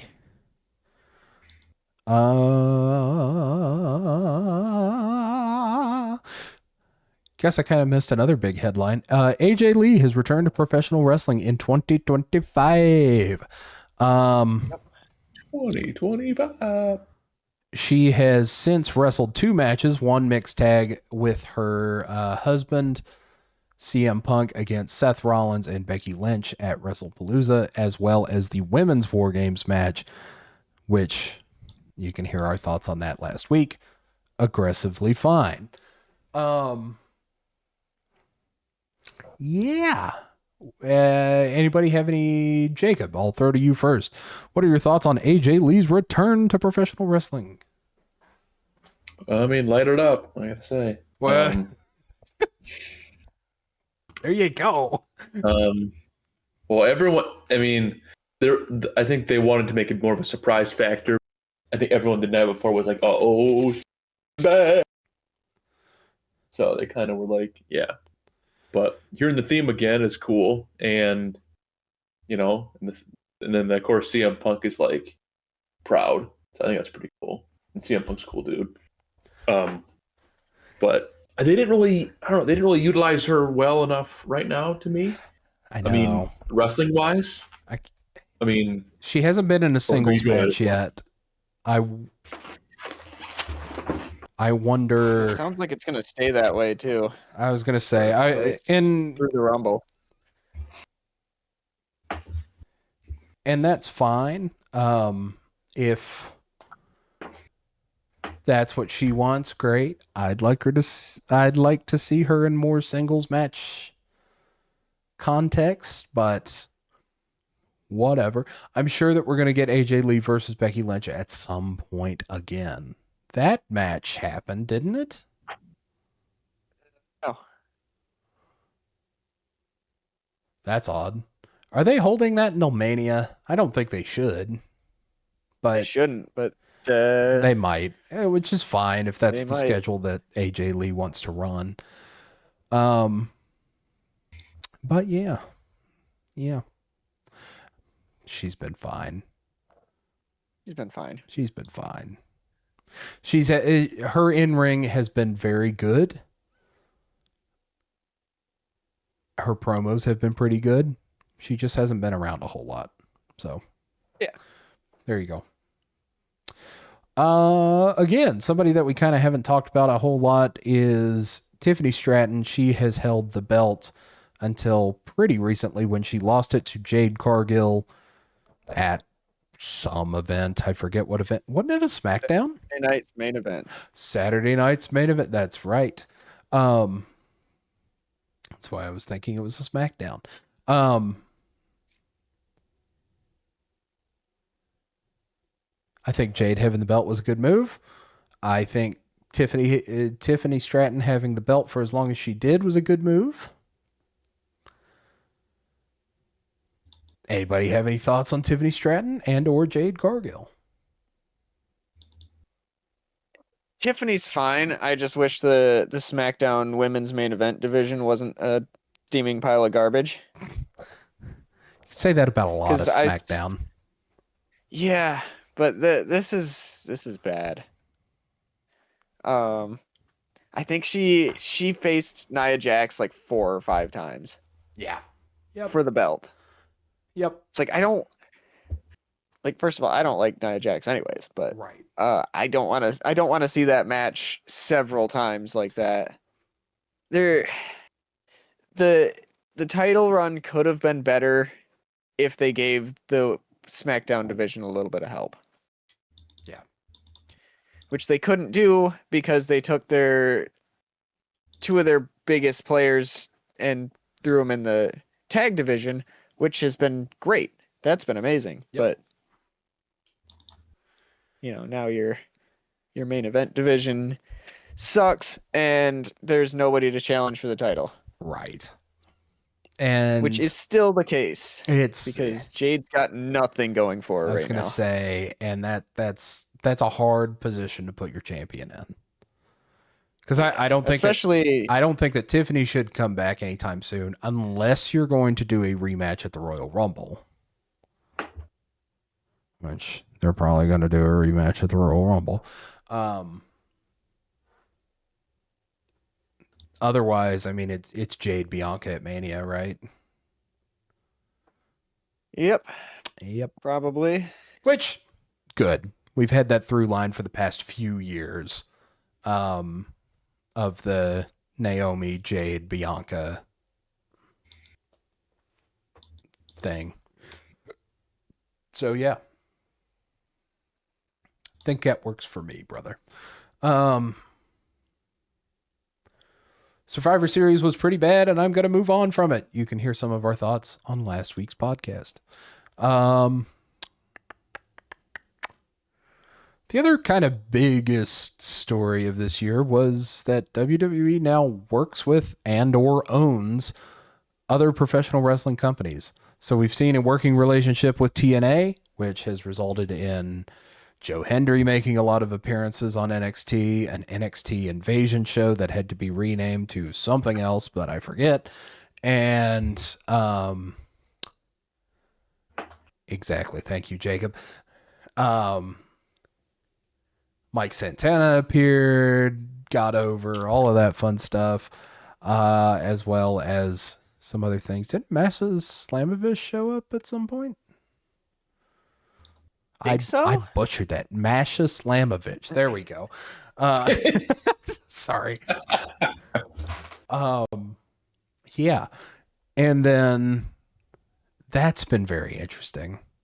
And it has allegedly been in an effort to put TNA as kind of the second biggest wrestling promotion. It's not even close, but it now has a TV deal, so that's super cool. Indeed. The more professional wrestling competition that can be out there, the better off the industry is going to be, in my opinion. So there you go. That being said, AAA. WWE bought AAA at around WrestleMania and has since hosted a few Worlds Collide events, and it's been fine, I think. The Undertaker has allegedly taken a role in booking at AAA. I feel like nothing has really happened in AAA that has been majorly of note other than Dominic Mysterio is the AAA Mega Champion. I don't know. Anybody have any additional thoughts on the collaboration between the wrestling promotions? It's cool. I think it's nice to be able to see multiple different rosters that you wouldn't have previously. Yeah.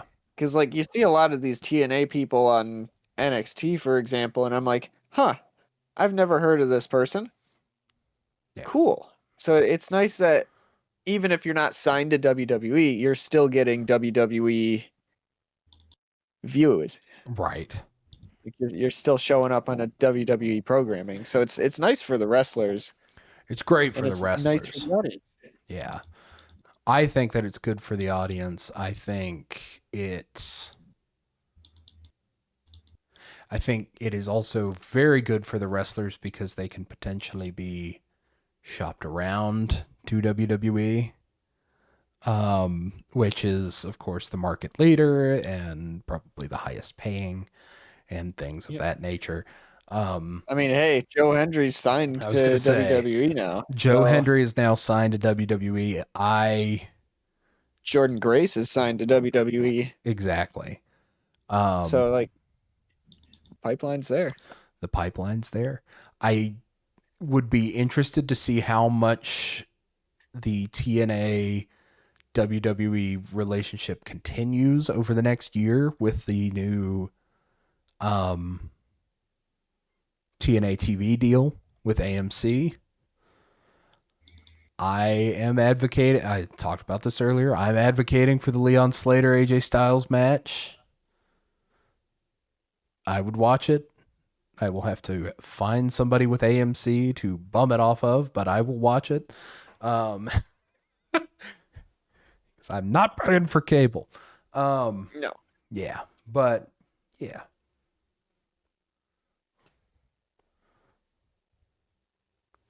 I think that's everything that I have for professional wrestling in 2025.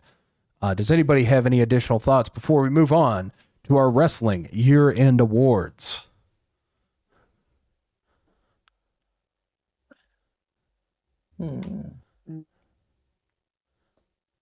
Nothing from me, I don't think. All right. So in that case, we will move to the Wrestling Year-End Awards. We forgot to plan this ahead of time. So what we're going to do, we're going to go Isaac, then Jacob, then me. No, we're not. We're going to go Jacob, then Isaac, then me, because that makes sense if you're watching on the old screen. And we will go through each one of our wrestling awards. We have come up with some categories of wrestling awards, and each one of us is just going to give a winner. We're not going to have an overall winner for Display Shelf, but just individual winners. For you gentlemen, I'm going to start at the bottom of our list and work up. Sort of. I might flop some things. So we'll start here in 2025, gentlemen. Jacob, what is the best booking decision that has been made this year? Well, I wish you wouldn't went to me first because I'm bad on the spot. I can go to Isaac first. That's fine. Yeah, I'll need time to think, I think. Isaac. So we just talked about it not too long ago.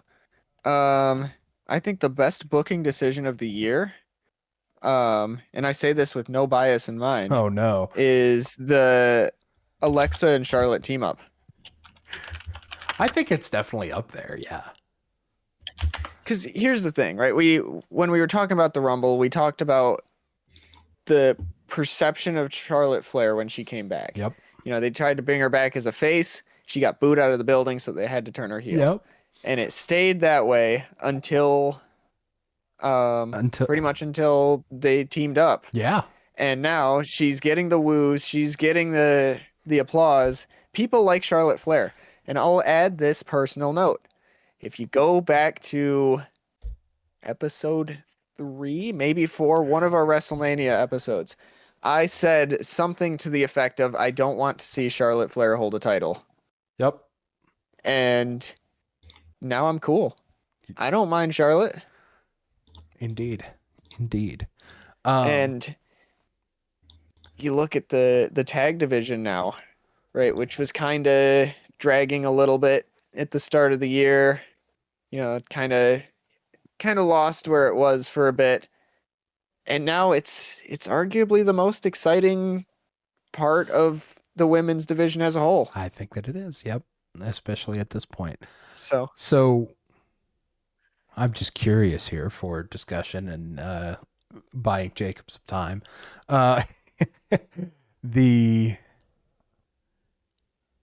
Who turns on who when that tag team blows up? Is it Mega Powers? Is it like, how does this work?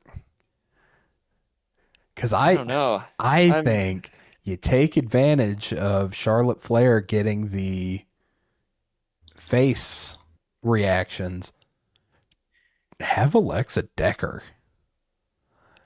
Yep. And just take her out. I don't think you should do it at you could do the angle at Mania, but I don't think you should do the match until SummerSlam. I don't think it should be a Mania match because I think that team is too good to destroy it outright. But what do you think? Yeah. I mean, I'm definitely down for the Alexa heel turn. That I'm so here for that.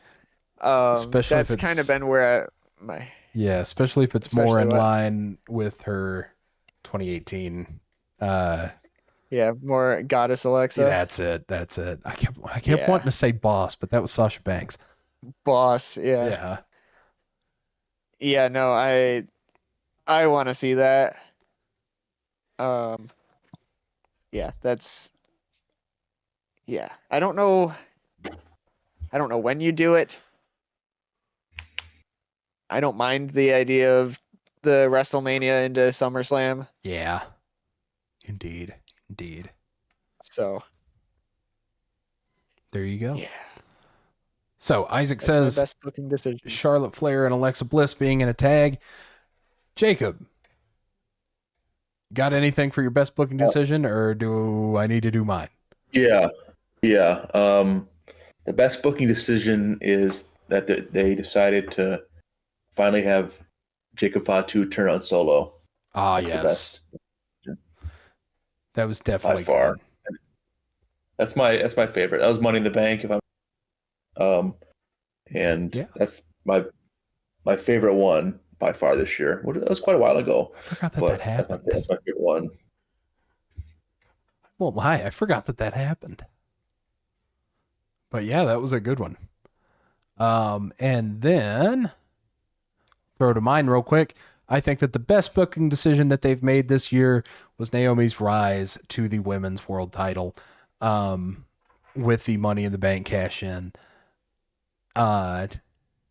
Just an excellent heel turn, excellent heel promos, an amazing heel character. Selfishly, I wish she was around for longer because I would want to see where that went. But I completely recognize the situation. And again, congratulations to them. So that's my pick for best booking of the year. Do we want to do snake order or do we want to go back?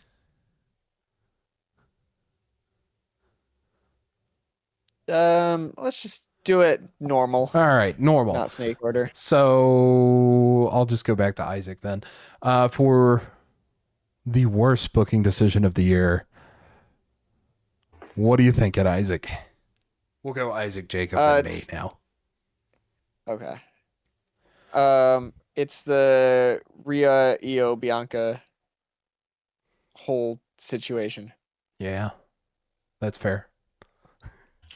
because every week I was so mad, and I'm pretty sure I crashed out on it on the WrestleMania episodes too. Did. I did. As much as I love that match, I cannot stand the way that match was booked leading up to it. Yes. Because every week you had Rhea coming out and getting involved in Io and Bianca's business, being like, "Oh, Bianca, you cheated me out of my title. I was distracted. Why were you at ringside?" She was the number one contender for the match at WrestleMania. She wants to know who she's facing. Commentary. They booked her for commentary. It's simple as that. Terrible. Jacob, what is your thoughts for the worst booking decision in WWE or wrestling, period? Because I do have some AEW picks eventually, for the worst booking decision of the year. Well, for me, I think the worst one happened a couple nights ago, and it's the tap out. Honestly, I mean, I know that's pretty recent, but that would probably be the worst one, which I'm still kind of conflicted on, but I also think at the time my reaction was not good. So yeah. I'm going to stick with that as my worst. There you go. That's fair, because it really just divided the whole fan base. It did. It is on my short list. You got a lot of people. I will say that it is on my short list. But I think the more that I sit with it, and after seeing the reactions that Gunther got earlier tonight in his promo, yeah, okay, maybe it wasn't the worst booking decision. But you know what probably was? Whatever they've been doing with Bayley this year has been pretty bad. Between her getting written out of WrestleMania all the way to the split personality thing that they were trying with her, I don't think that it's worked. I think that they've been prolonging any story between her and Lyra to focus on Lyra and Becky, and Bayley has kind of taken the sideline. And I don't know. I feel like Bayley could have been booked a lot better this year. I mean, there were moments where I forgot Bayley even was there. Exactly.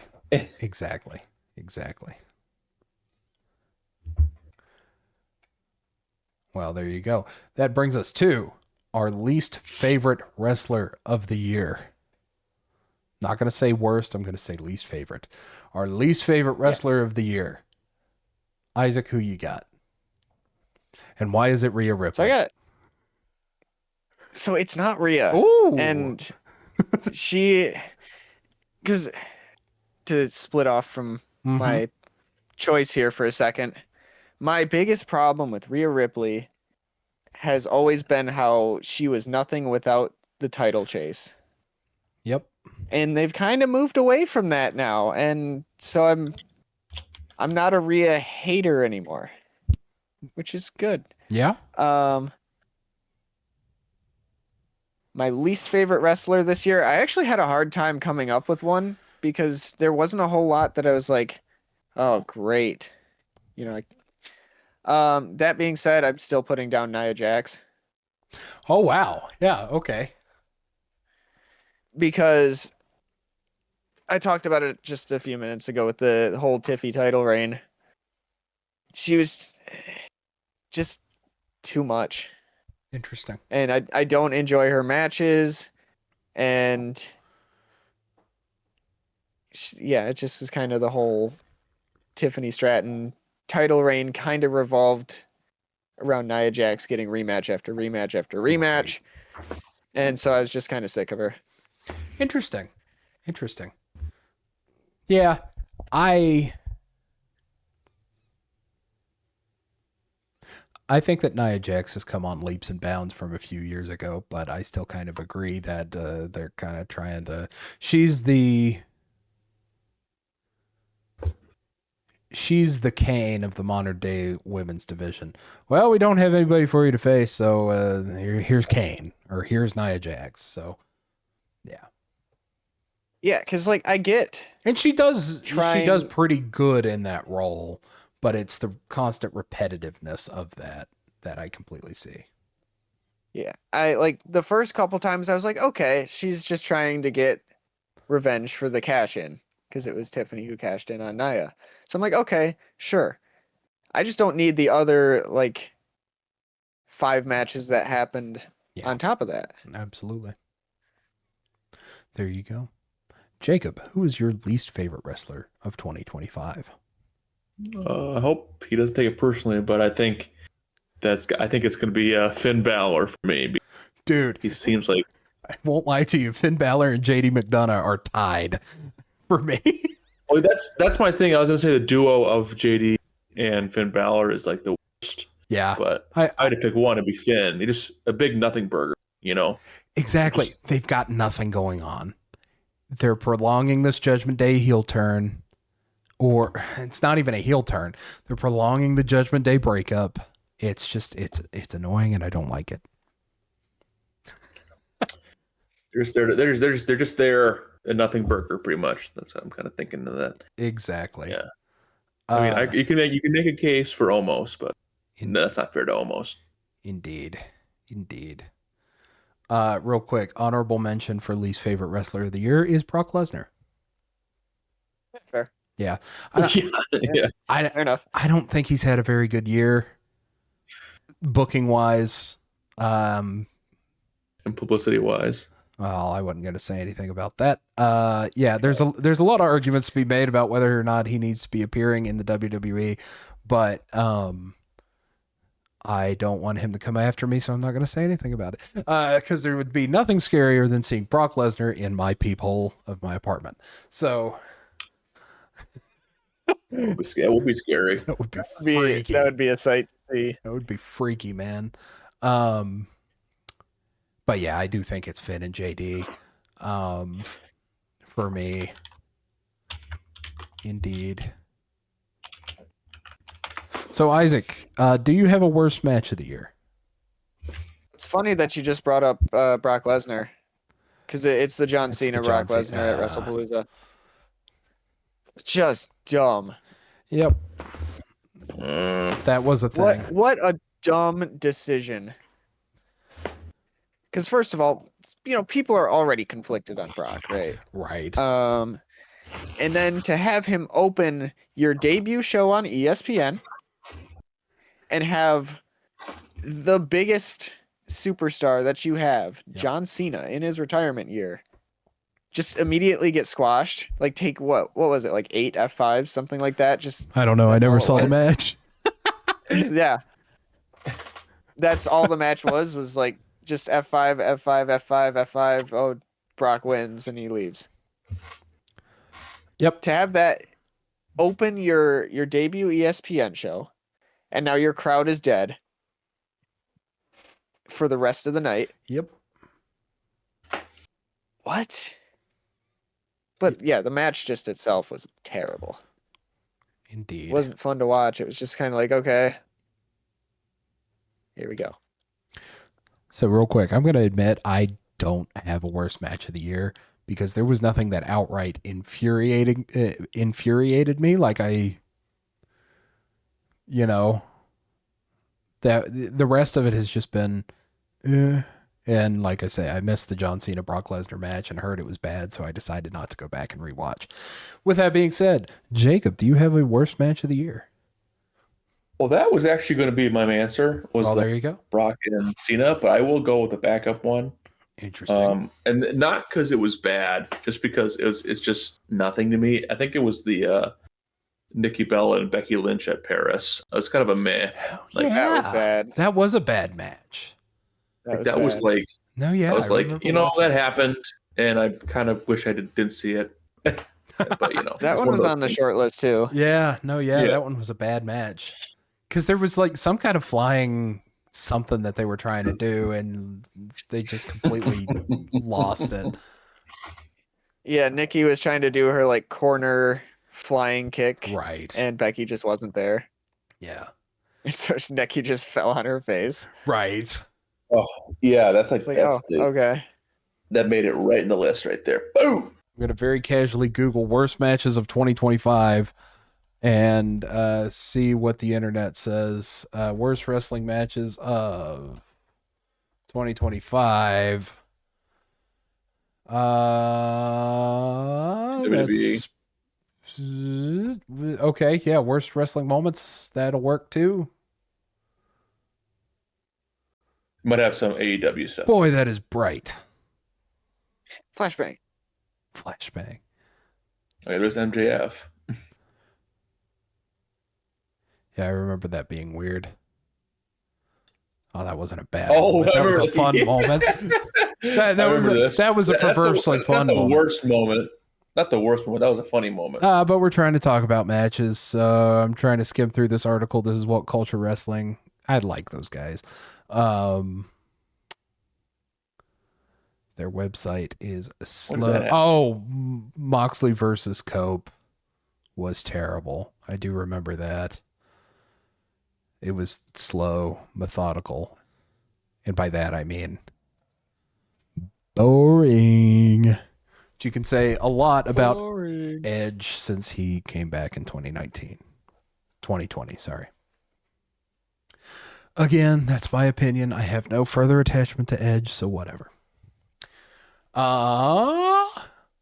that being said, the one that I think the three of us have been looking forward to the most is the announcement of the first inaugural Travis Scott Award, which, of course, sorry, Isaac, get your time stamp ready. Moment of the year. Because we unanimously said that the most bullshit moment of the year was, of course, Travis Scott's interference at WrestleMania 41. So he said, well, let's just name the award the Travis Scott Award for wrestling bullshit moment of the year. And we all picked something else. And so we did. So, Jacob, I'm going to throw to you. What has received the Travis Scott Award for you? The Travis Scott Award. I mean, it would go to Travis Scott, but of course that can't happen. Those are the rules. I think the culmination of R-Truth getting released, then coming back, being a major part of WWE, and being round killings, and then being nowhere after that for like a short period of time is kind of BS. There you go. Make it more involved. Come on. There you go. Yeah, and the fans really want to see him. Yep. 1 week of serious, and then go back to, something. Whatever happened, let's say something about balls or something like that minutes ago. I don't know what happened there. Yeah. That was really funny. It was funny, but you're saying. Yeah. All right, Isaac, what is your recipient for the first inaugural Travis Scott Award? The Rock turning John Cena heel and then disappearing off the face of the earth. The Rock turning John Cena heel and disappearing off the face of the earth. That's exactly what I That's had. the right answer. That is the right answer. Oh my gosh. It's like, dude, what are we doing? The heel turn was never. You know what? The heel turn was barely ever justified why Rock was even there. Yeah. Right. If Rock needs to be there, he'll be there. But he's not needed. Oh, okay, pal. And you know what? He didn't need to be there in the first place. Let me say this. If The Rock had come out on Saturday, I would have moved past it, I think. I would have been okay with it. I would have been like, okay. As long as it was played right, of course. I was going to say, if it was played right, which there was a lot of things that were not played right. You sold your soul to me. I tell you when you can retire. I would have been like... That would have been an excellent story beat, and he has to go until Mania. Yeah. Exactly. But you can't do that. But they didn't do that, so therefore my Travis Scott Award is The Rock. The Rock. Indeed. I completely agree. Oh my, that's so funny. All right. Now for the I really hope that award is hard to give next year. I really hope that's hard. That's my hope too. One that I hope is not hard to give at all is the moment of the year. Jacob, what has been your professional wrestling moment of the year, your favorite moment of the year. Well, my favorite moment is, well, I mean, I don't know if it's really, I guess this doesn't count, so I'm not gonna say. I'm gonna say my favorite moment was me being there in person to see a SmackDown, but That's I guess fair. that doesn't really count. Let's see, moment of the year. I mean, it's got. I think it's gonna be the my brain. I think it's. Go to somebody else. I'm blanking. Isaac, what's your favorite wrestling moment of the year? So I'm gonna cheat here and say that I have an objective moment of the year and a personal moment of the year. Okay. So objective moment of the year is the John Cena heel turn. Yeah. I think the heel turn was such a good angle. Yeah. And I'm talking about moments because obviously we said that the heel turn was not heel run was not great, but the turn was excellent. It's the second best heel turn of all time, and it's only second best to Hogan because of the follow through. Right. But then my personal, it's probably not too hard to decipher what it is. The return of Alexa Bliss at the Royal Rumble. Indeed. Kinda ran my year. In January. Yeah. Because I'll say this. We talked about it when we were talking about Spotify Wrapped last episode. But the day after the Royal Rumble, right? I was at work. Anytime I needed like a brain refresh, I went on Instagram, went to the USA Network's Instagram, and watched her return. I swear on my life, I watched it like 50 times that week. That's wild. So, yeah. Indeed. And, I almost blacked out that night. when that happened, I almost blacked out. So, I mean, it kind of has to be my moment of the year. Yeah, man. Oh, that was great. Jacob, moment of the year or not yet? Yeah, it's the Liv Morgan return and then kicking Cena in the nuts. Phenomenal. In the John Cena? In the John Cena. Oh man, that was such a good moment. Good pick. I went outside of WWE for this one. I love the moment where Hangman Adam Page defeated Jon Moxley for the AEW title at All In. It was just perfect. It was Hangman redeeming himself, not only in the storyline, and this was strictly inferred by a lot of us, not only in the storyline of him being a heel the previous year, all of that, and finally coming back as a babyface and winning against Jon Moxley in an all-out war in Texas.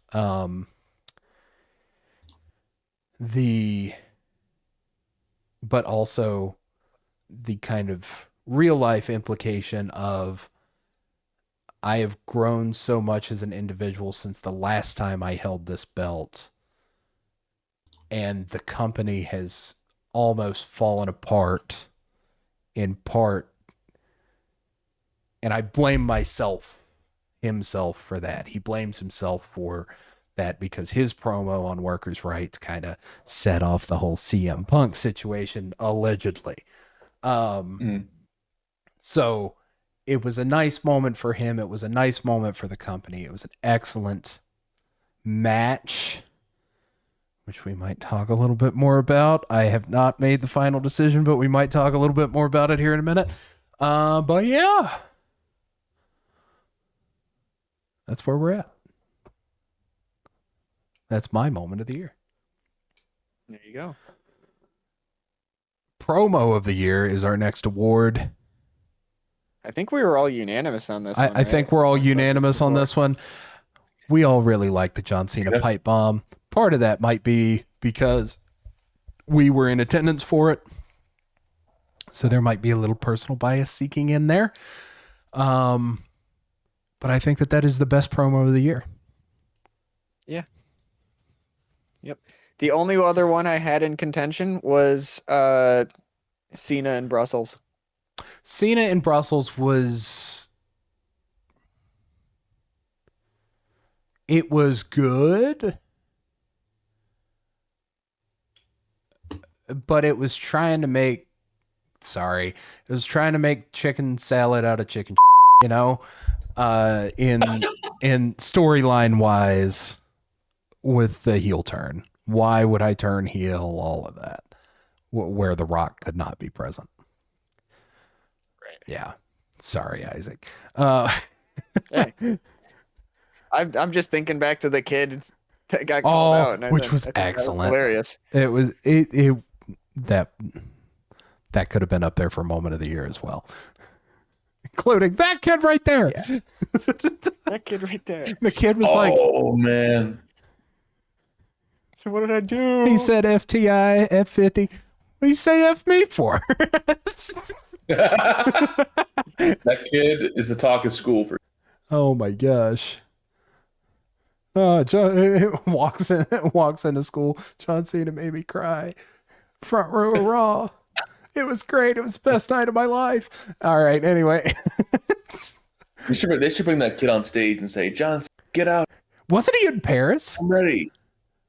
Yeah, I think it was in Brussels or something that's like funny. That.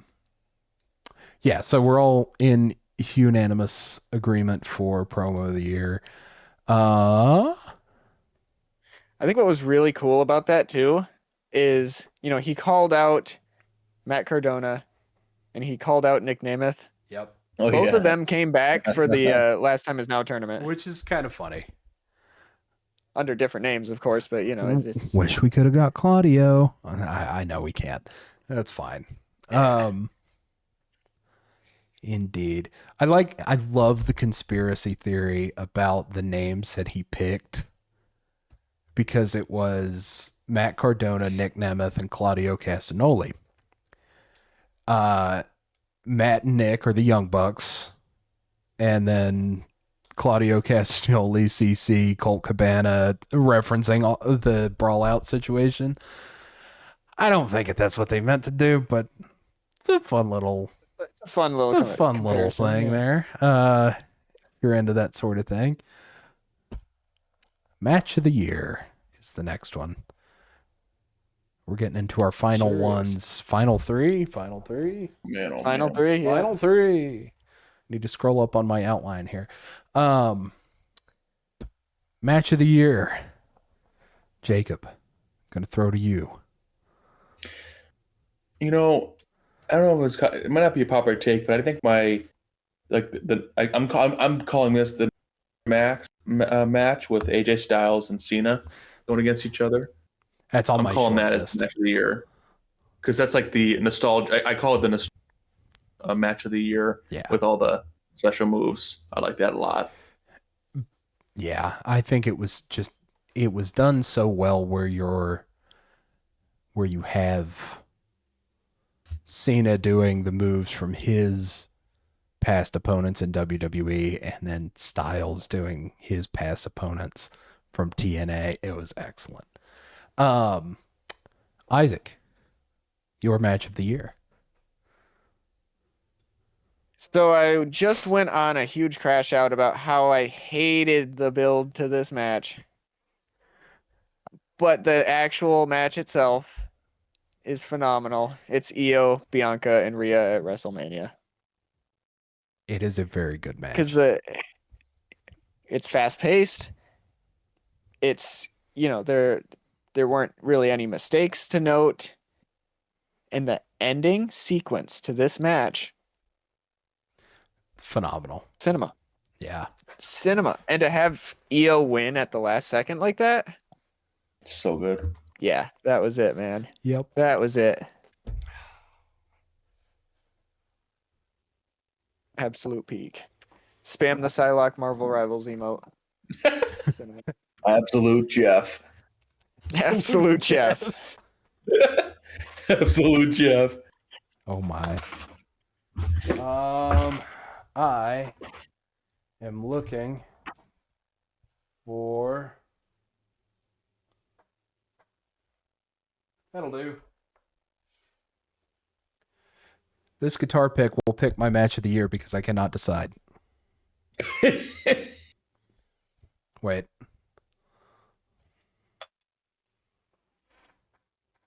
It's heads. I got to go Moxley Hangman at All In.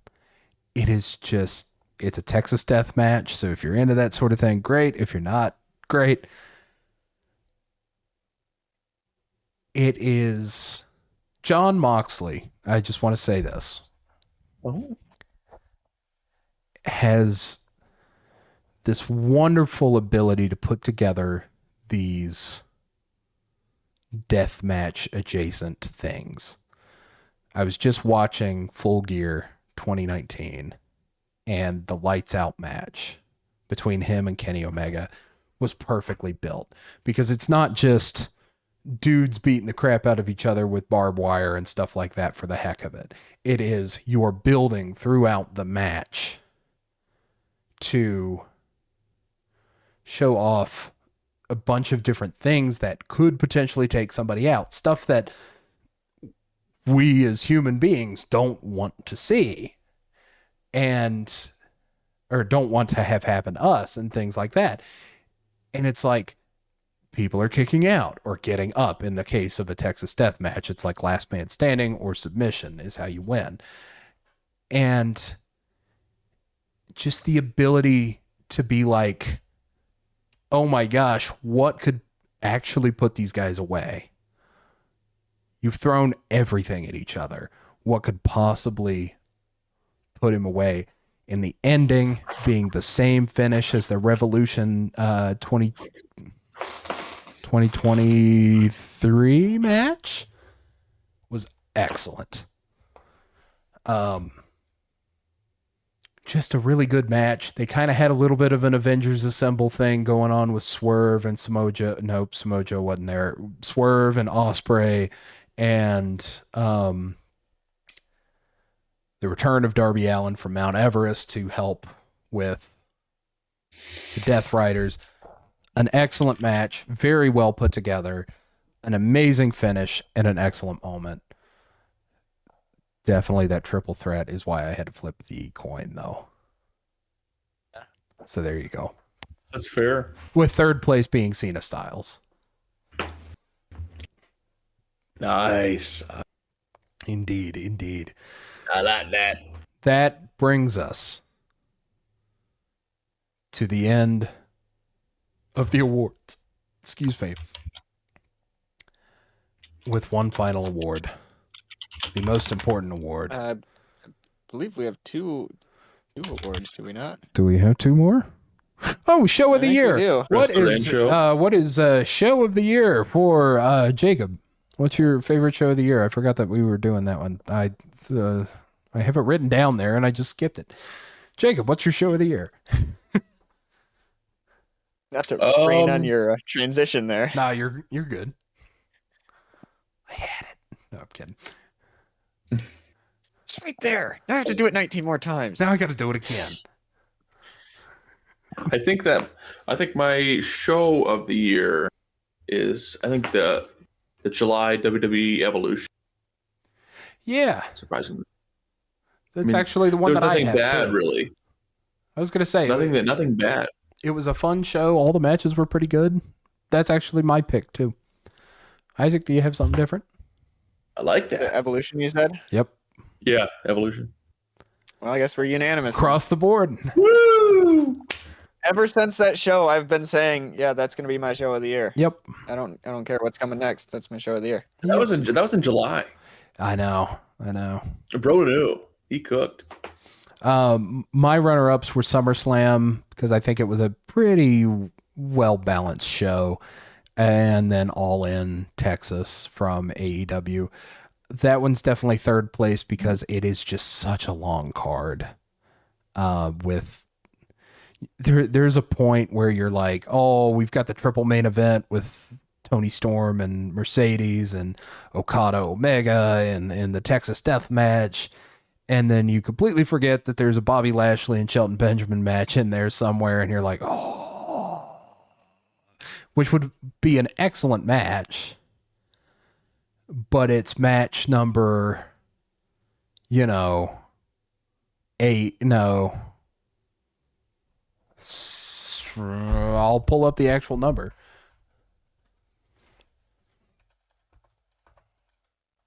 Let's find out. How many matches were there on All In Texas? All in Texas. All in. There were 12 matches if you count the pre-show. Good grief. And I sat and watched the pre-show. Holy. 1, 2. Hey, for the pre-show, I'm gonna watch the pre-show. I was gonna say, and it was actually the Hurt Syndicate versus Jet Speed, the Patriarchy. That was it. It was a triple threat. They were the 9th match on a 12-match card. Brutal.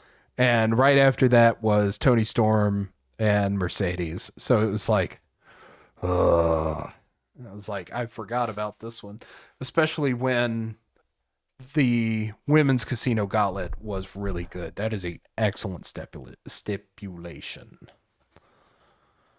Yeah, that's a cool one. Yeah. It's like a Royal Rumble, except somebody has to get pinned, and it's great. Right. And you don't know how many people are coming out, right? Right. And it could be like you want to be, whereas like the Royal Rumble, you want to be like number 30, right? But in this case, you want to be either 1 or 2 because you know that you're going to be in there for the decision. Whereas if you draw 10 on the casino gauntlet match and 8 pin 7 before right as 9 comes out, you're not coming out. So it's a really interesting stipulation. Indeed.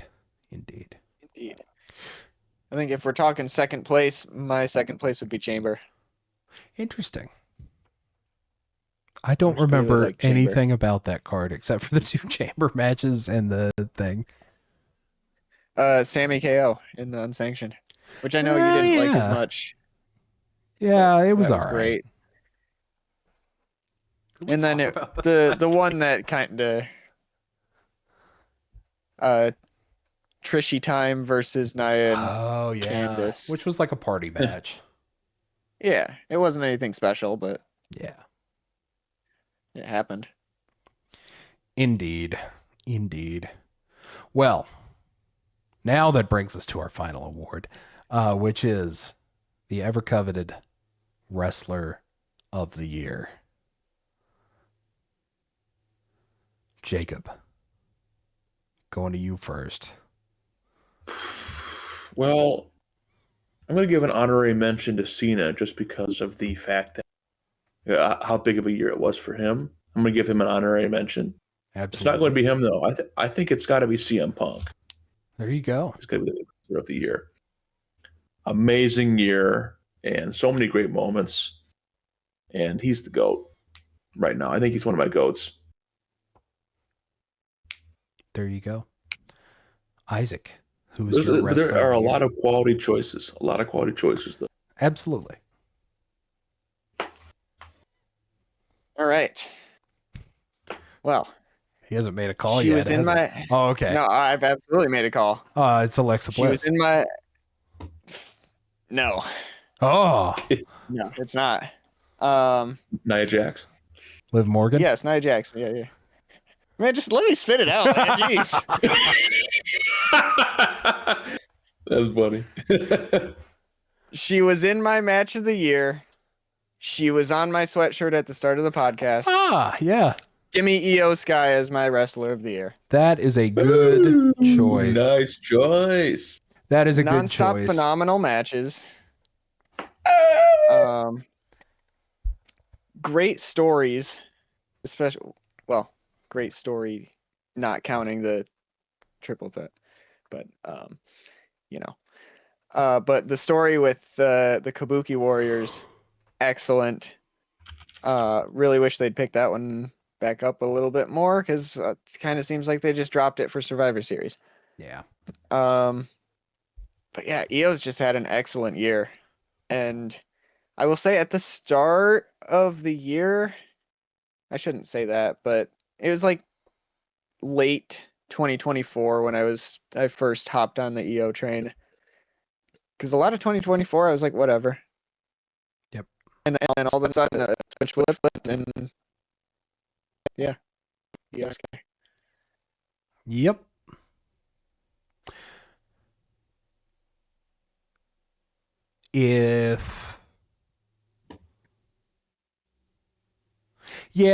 I think that when it comes to WWE, I think that she would be the wrestler of the year. For me, I do have to put it at Jon Moxley, though. Despite him being kind of on the losing end, kind of on the heel end, and despite the absolute stinker that he and Cope had at the freaking Revolution, I think he has consistently put on good matches, again, other than that one. And his character arc since the loss at All In has been very interesting. The Death Riders are slowly falling apart, and I believe he's just going to have to come back as a babyface and take him out, and that'll be great. So there you go. That is my wrestler of the year. There we go. There we go. That concludes the 2025 Wrestling Awards. Indeed. And that concludes our thoughts on the wrestling year. And that means that there's only one thing that we have to do left on this episode. Where is it? Where is it? There it is. Where is it? Where is it? And that is, I have to defend my belt in the game. Isaac, what have you got for us for the game? Well, given that I totally forgot that I was making a game, so I kind of defaulted to you know what time it is? Standard pick.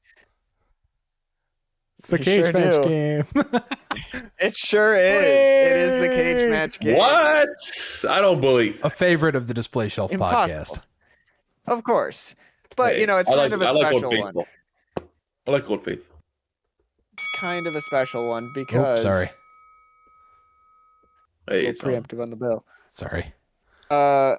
We are going to be talking about some of the most influential John Cena matches of this year, of the Retirement Tour. Ooh.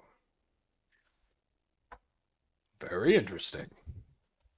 Very interesting. Very interesting. So I have 11 matches written down for us to go through. Cool. And this is the out of 10 rating, not the observer rating.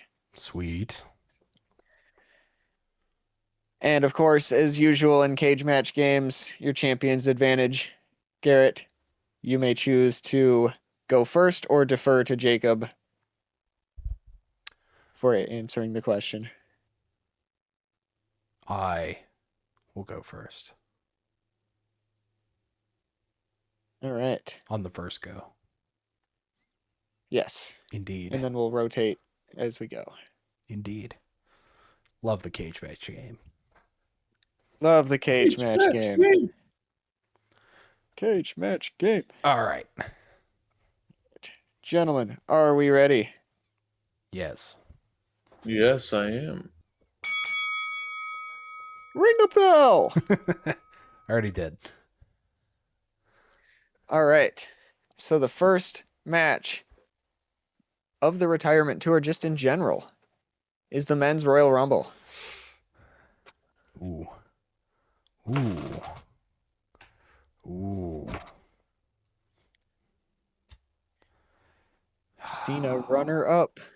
Cena runner-up. I'm trying to remember who was first. Oh, who came out first? Yeah. Do you happen to... I really hate to have you do this. But do you have the list in front of you of the people that were in the Royal Rumble? Oh man. If not, real quick. that is fine, and you do not have to read it off, I guess. But I cannot remember the Royal Rumble other than Jay winning. Okay.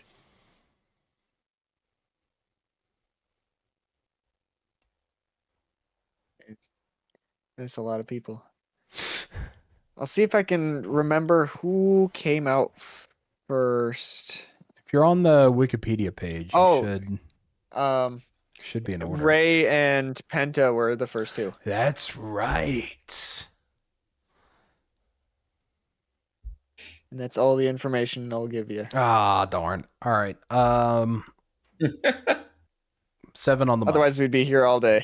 This is very true. 7 on the money. All right. Jacob. I feel like this one was pretty high. I mean, 7.3. All right. Well, Garrett is on the board. Oh. What was the score? 6.19. I was wondering about that. It's pretty low. As we've seen, cage match does not always very generous. I forgot. To the WWE. Yeah, you forget. You forget on cage matches. You take what you think this. Yeah. -2. Exactly. Right. Jacob, would you please tell me a score for the 2025 Elimination Chamber featuring John Cena, CM Punk, Seth Rollins, Logan Paul, Damian Priest, and Drew McIntyre? Ooh, I'm gonna go 6 flat on that one. 6 flat, okay. Garrett? I wonder how much heavy lifting the angle is going to do. It should, in an ideal world, it shouldn't do any, but nah, I don't think so. Yeah, I'm still thinking like 6.5. Oh, I feel like I shouldn't give either of you a point for this one. How bad is it? 8.27. Wow. Really? Was it that good of a match? It was. It was pretty good. I don't remember it, honestly. But, Garrett, I believe you were still closer, so technically speaking, you get the point. Yep. All right. By the rules of cage match. By the rules of the cage match. Although I'd really like to award you guys no points. I'm okay with that, actually, if you don't want to. Now, hold on. Yeah, I'm fine with that. Hold on. Let him cook. He's thinking of something. Let him cook. All right. Number 3, Garrett. It's the Mania match versus Cody for the WWE title.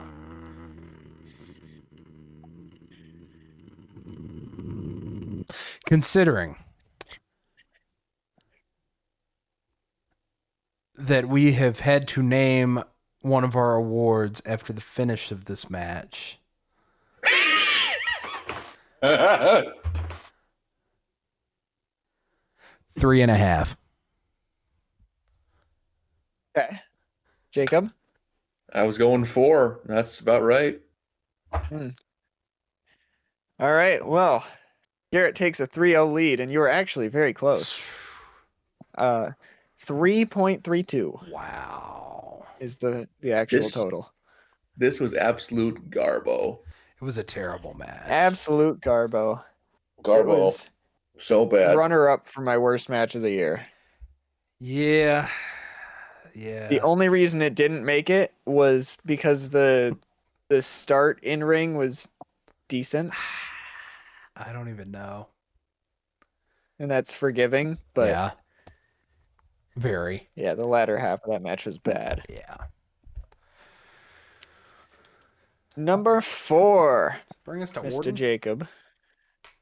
It does. Backlash versus Randy Orton for the WWE title.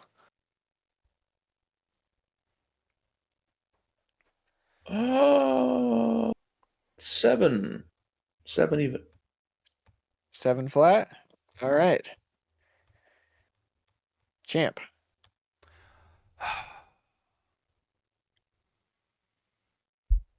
Champ.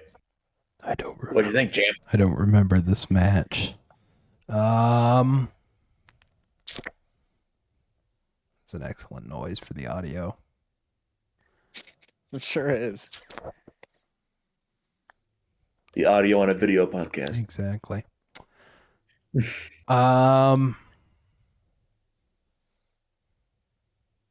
Would Jacob say 7? Yeah. 7 flat. Mm, Kind of puts you at a tough spot. I know. You can say, Because it's you like, can say 7. do I think that the match was like fine? Do I think that the match was bad? Do I think that the match was slightly better? I'm going with slightly better. I think 7. 7 sharp. You did 7 on the dollar, right? Yeah, I did. I'll say 7-2. Right. He bleeds. Jacob gets the point. How bad? All right. 6.21. I was wondering about that. All right. All right. Question number 5. Night of Champions versus CM Punk for the title. Is this me? Yes. There's a lot of 6s here. A lot of 6 and some odds. 6-3. Maybe some 7s in there. 6-3. Okay. 6-3. Jacob. 6-6. All right. Well, Garrett was basically on the money. Ah. We were at a 6.27. Wow. So, I ain't beating that. Jacob, No you quite freaking literally could way. not have won that unless Ain't you no went to freaking decimal points or way. got it spot on. Well, So unless Wow. unless you but I went to could do that in decimal the future. points. Yeah, and the problem is too. I think if I got it like a decimal point, you think I'd be cheating. That's how close that Exactly. was. Exactly. So I don't know if it would have been. You're like, bro. No, you cheat. You cheating, home. All right. On this next one, then I'm putting in 3 just for the heck of it. 3 numbers. 3 numbers. Ooh, That's what I we're like doing. that too. We're spicing it up. All right. I'm doing that too to make it harder for you. Theoretically. All right, Jacob. SummerSlam versus Cody Rhodes for the WWE title.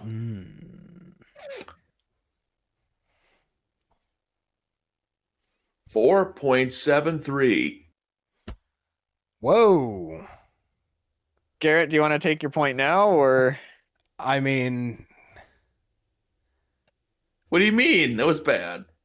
at SummerSlam, At SummerSlam? Oh no, that was good. I'll let you run it again if you want. No. No. I'm No, letting you. I'm letting you Champ's take call. it. All Champ's right. call. I'm letting you take a second chance on that one. Okay, I'm gonna.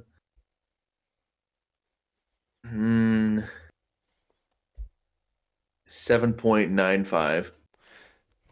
Ooh, that's about where I was thinking actually.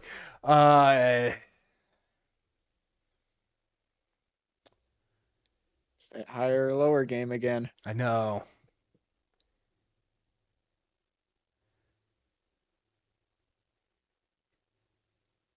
Eight 1-7.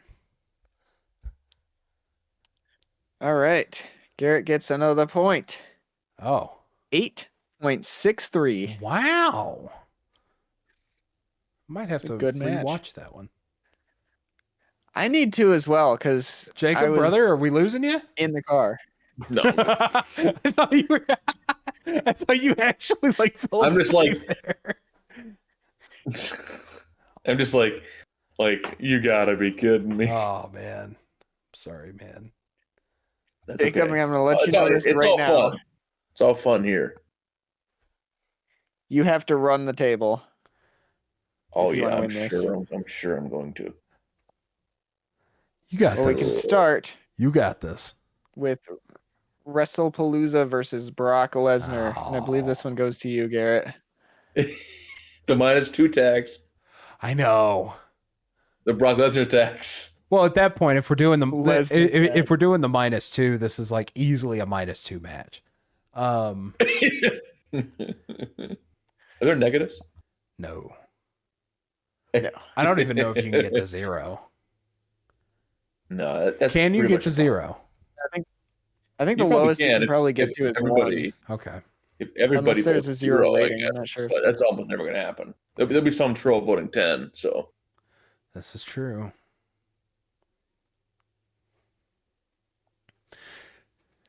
There's you can vote 0. Oh, interesting. There's going to be someone on here who has voted very highly as a way because it's Brock Lesnar. And that's all I'm going to say about that. I think Brock Lesnar voted. Could have.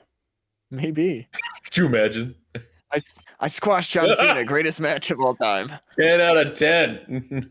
On horseback in Saskatchewan.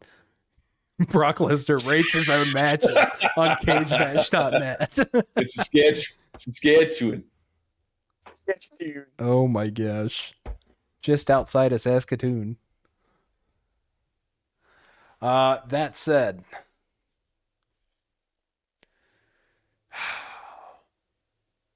I remember this one being divisive. 4-3. 4-3-7. 3? Okay, Jacob. 4-3-7. All right.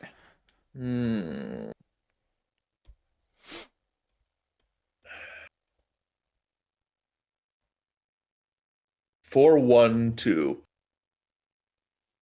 So Garrett, you said 4-3-7? Yep.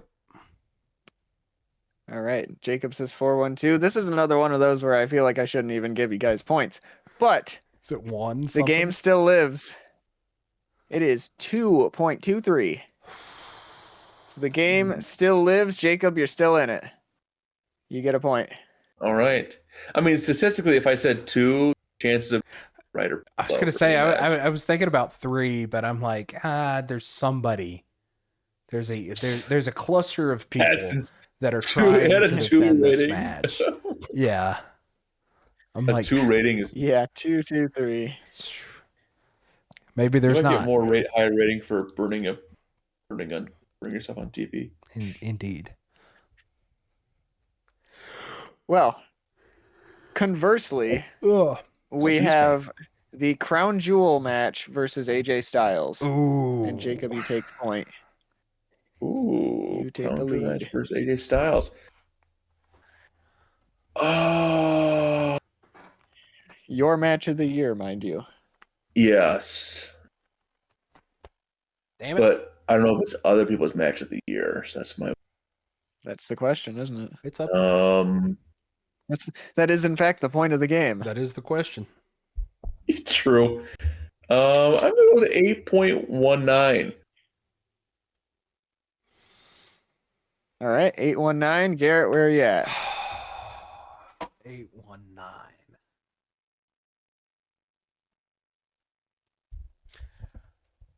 Somebody on Cage Match is not going to like the tribute aspect of this.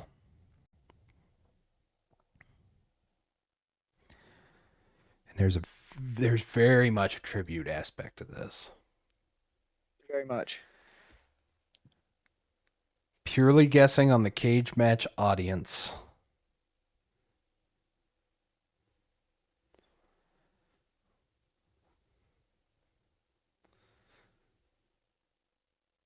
$747.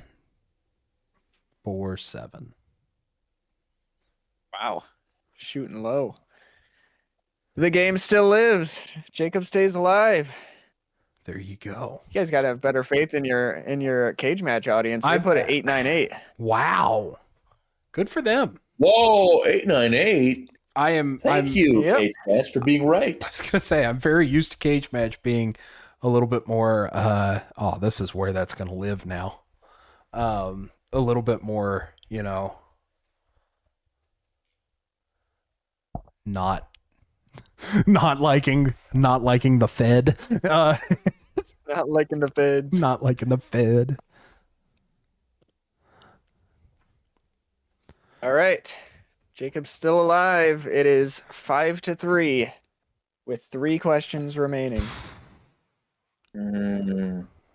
Our next match is the Raw match versus Dominic for the IC title to make John Cena the Grand Slam champion. Oh, man. We're throwing to Garrett.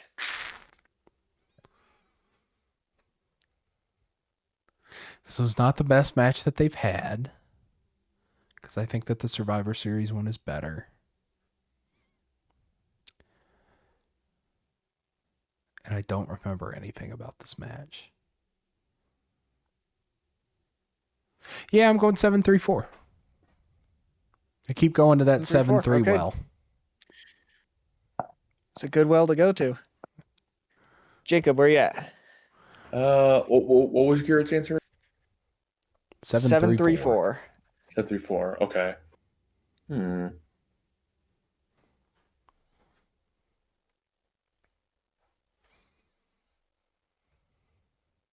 I'm gonna play. Is this bad if I do 7-3-5? Can I play that game? Technically, you can. You can. Or is that too jerky? Because I feel like that's the right move here, but I mean, it's pretty meta, but yeah, you could do it. I don't think we've established a rule saying you can't. Yeah, it's fair because you can be under 2 and win. So yeah, I'll lock it in. That's your final answer, 7-3-5? Yes. Well, Garrett, you had a hard number to beat. Yeah. Because we were at 7-2-2. Wow. Which means that officially, Garrett once again retains the title. Wow. But we still have 2 matches left, so we can play those out for funsies. There you go. There's still bragging rights on the line. Absolutely. More points. I'll never get that. Once again, we are going. You got this, to brother. the wheel. You got it. Well, not this one, but maybe one in the future. Hey, not this one. The next time. It sure as hell ain't this belt. No way, no how.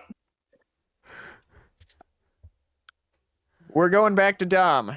The Survivor Series match versus Dom, where Cena loses the IC title and Liv Morgan returns. Well, that's my 10 out of 10. Who, Liv? Well, yes, but 10 out of 10 as well. That's my 10 out of 10. On a public forum. Good Lord. I'm first, so yeah. Yep. Man. Yeah.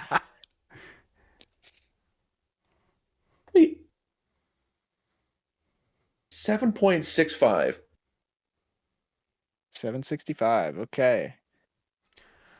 Garrett, hit me.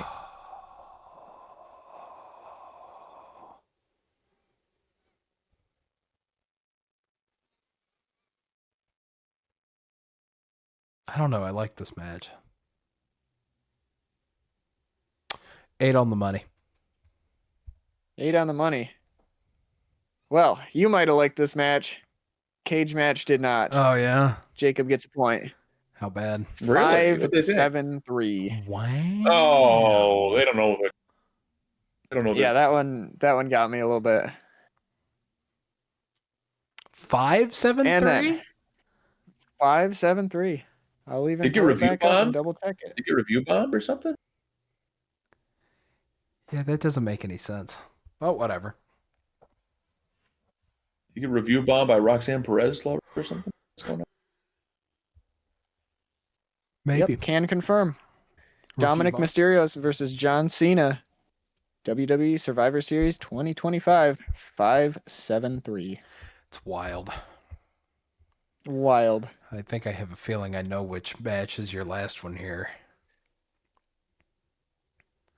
So it's Cody Rhodes versus Obafemi. Oh, cool. No, it's the retirement match versus Gunther.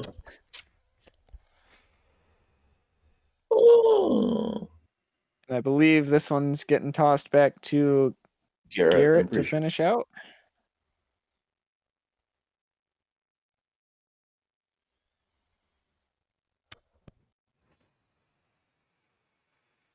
369. 369. Nice. Yep.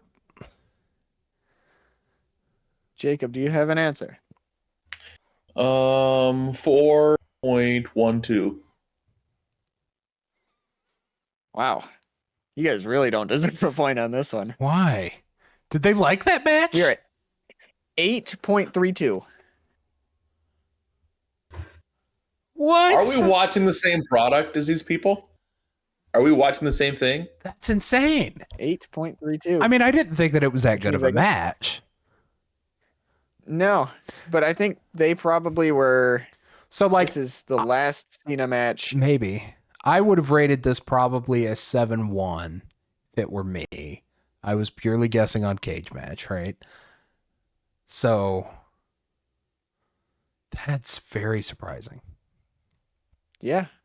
No, that's where we're at. Is 8.28. Wow. Which means Jacob does get the point here, I believe. Unless I remembered my numbers incorrectly. Yeah, I think so. I had higher than he did. Oh, Jacob, you were so close, man. You're so close. You got it, man. 6-5. Our final score was 6-5. Ooh, that was pretty close. I can't be mad at that Crown Jewel match, right? Or you get that? Was it the Raw match? You get that one? But then you know what? Then Could be again, different. did you win the one that I got the bonus on? Like that you let me read? Well, did you win that one? Yeah, I he can't did. remember. Okay, so I was gonna say like if I won that one, I say, but you know, I'm okay with what I did. I'm okay with that. I'm okay with. I had a great opponent and it was a great game. I'm Absolutely glad to have been a part of it. So It was a I close can't be fight. mad at a 1-point loss. It was a close fight, and I believe that at some point in the future you will hold this belt. I can almost guarantee it.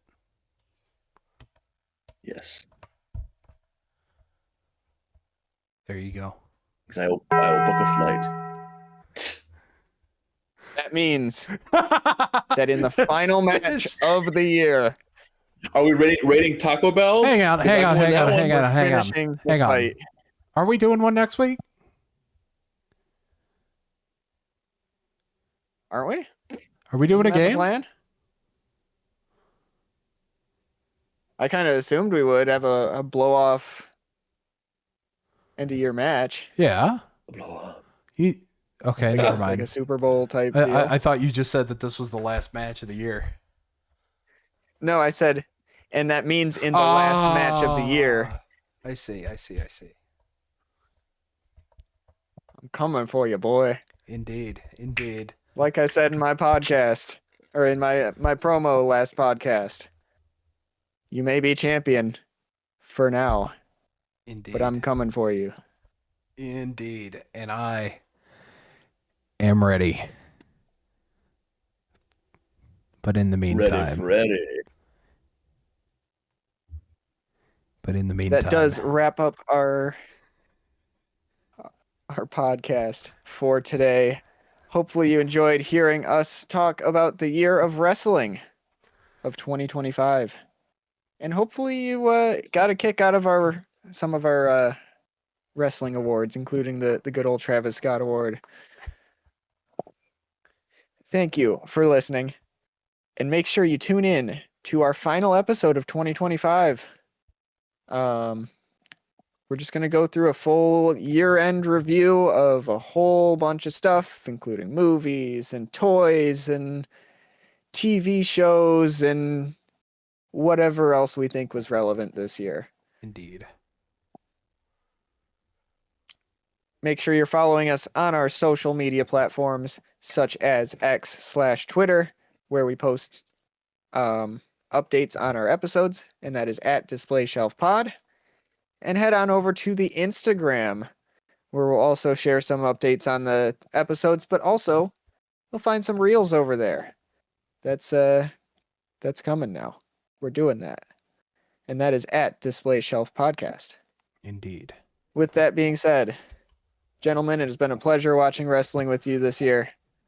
Indeed. Excited for next year. Yeah, pleasure. It'll be a good one, hopefully. Maybe not. I think we'll really turn around next year. We'll get some fresh stuff going on. I hope so. We'll get something fresh. We'll get something there. fresh to start the year. Fresh. And to you, the audience, thank you for letting us spew about wrestling all year. We hope you enjoyed, because I know we did. Thank you, Cena. Indeed. Congratulations on your retirement. And we will see you in the final episode of 2025. Bye-bye.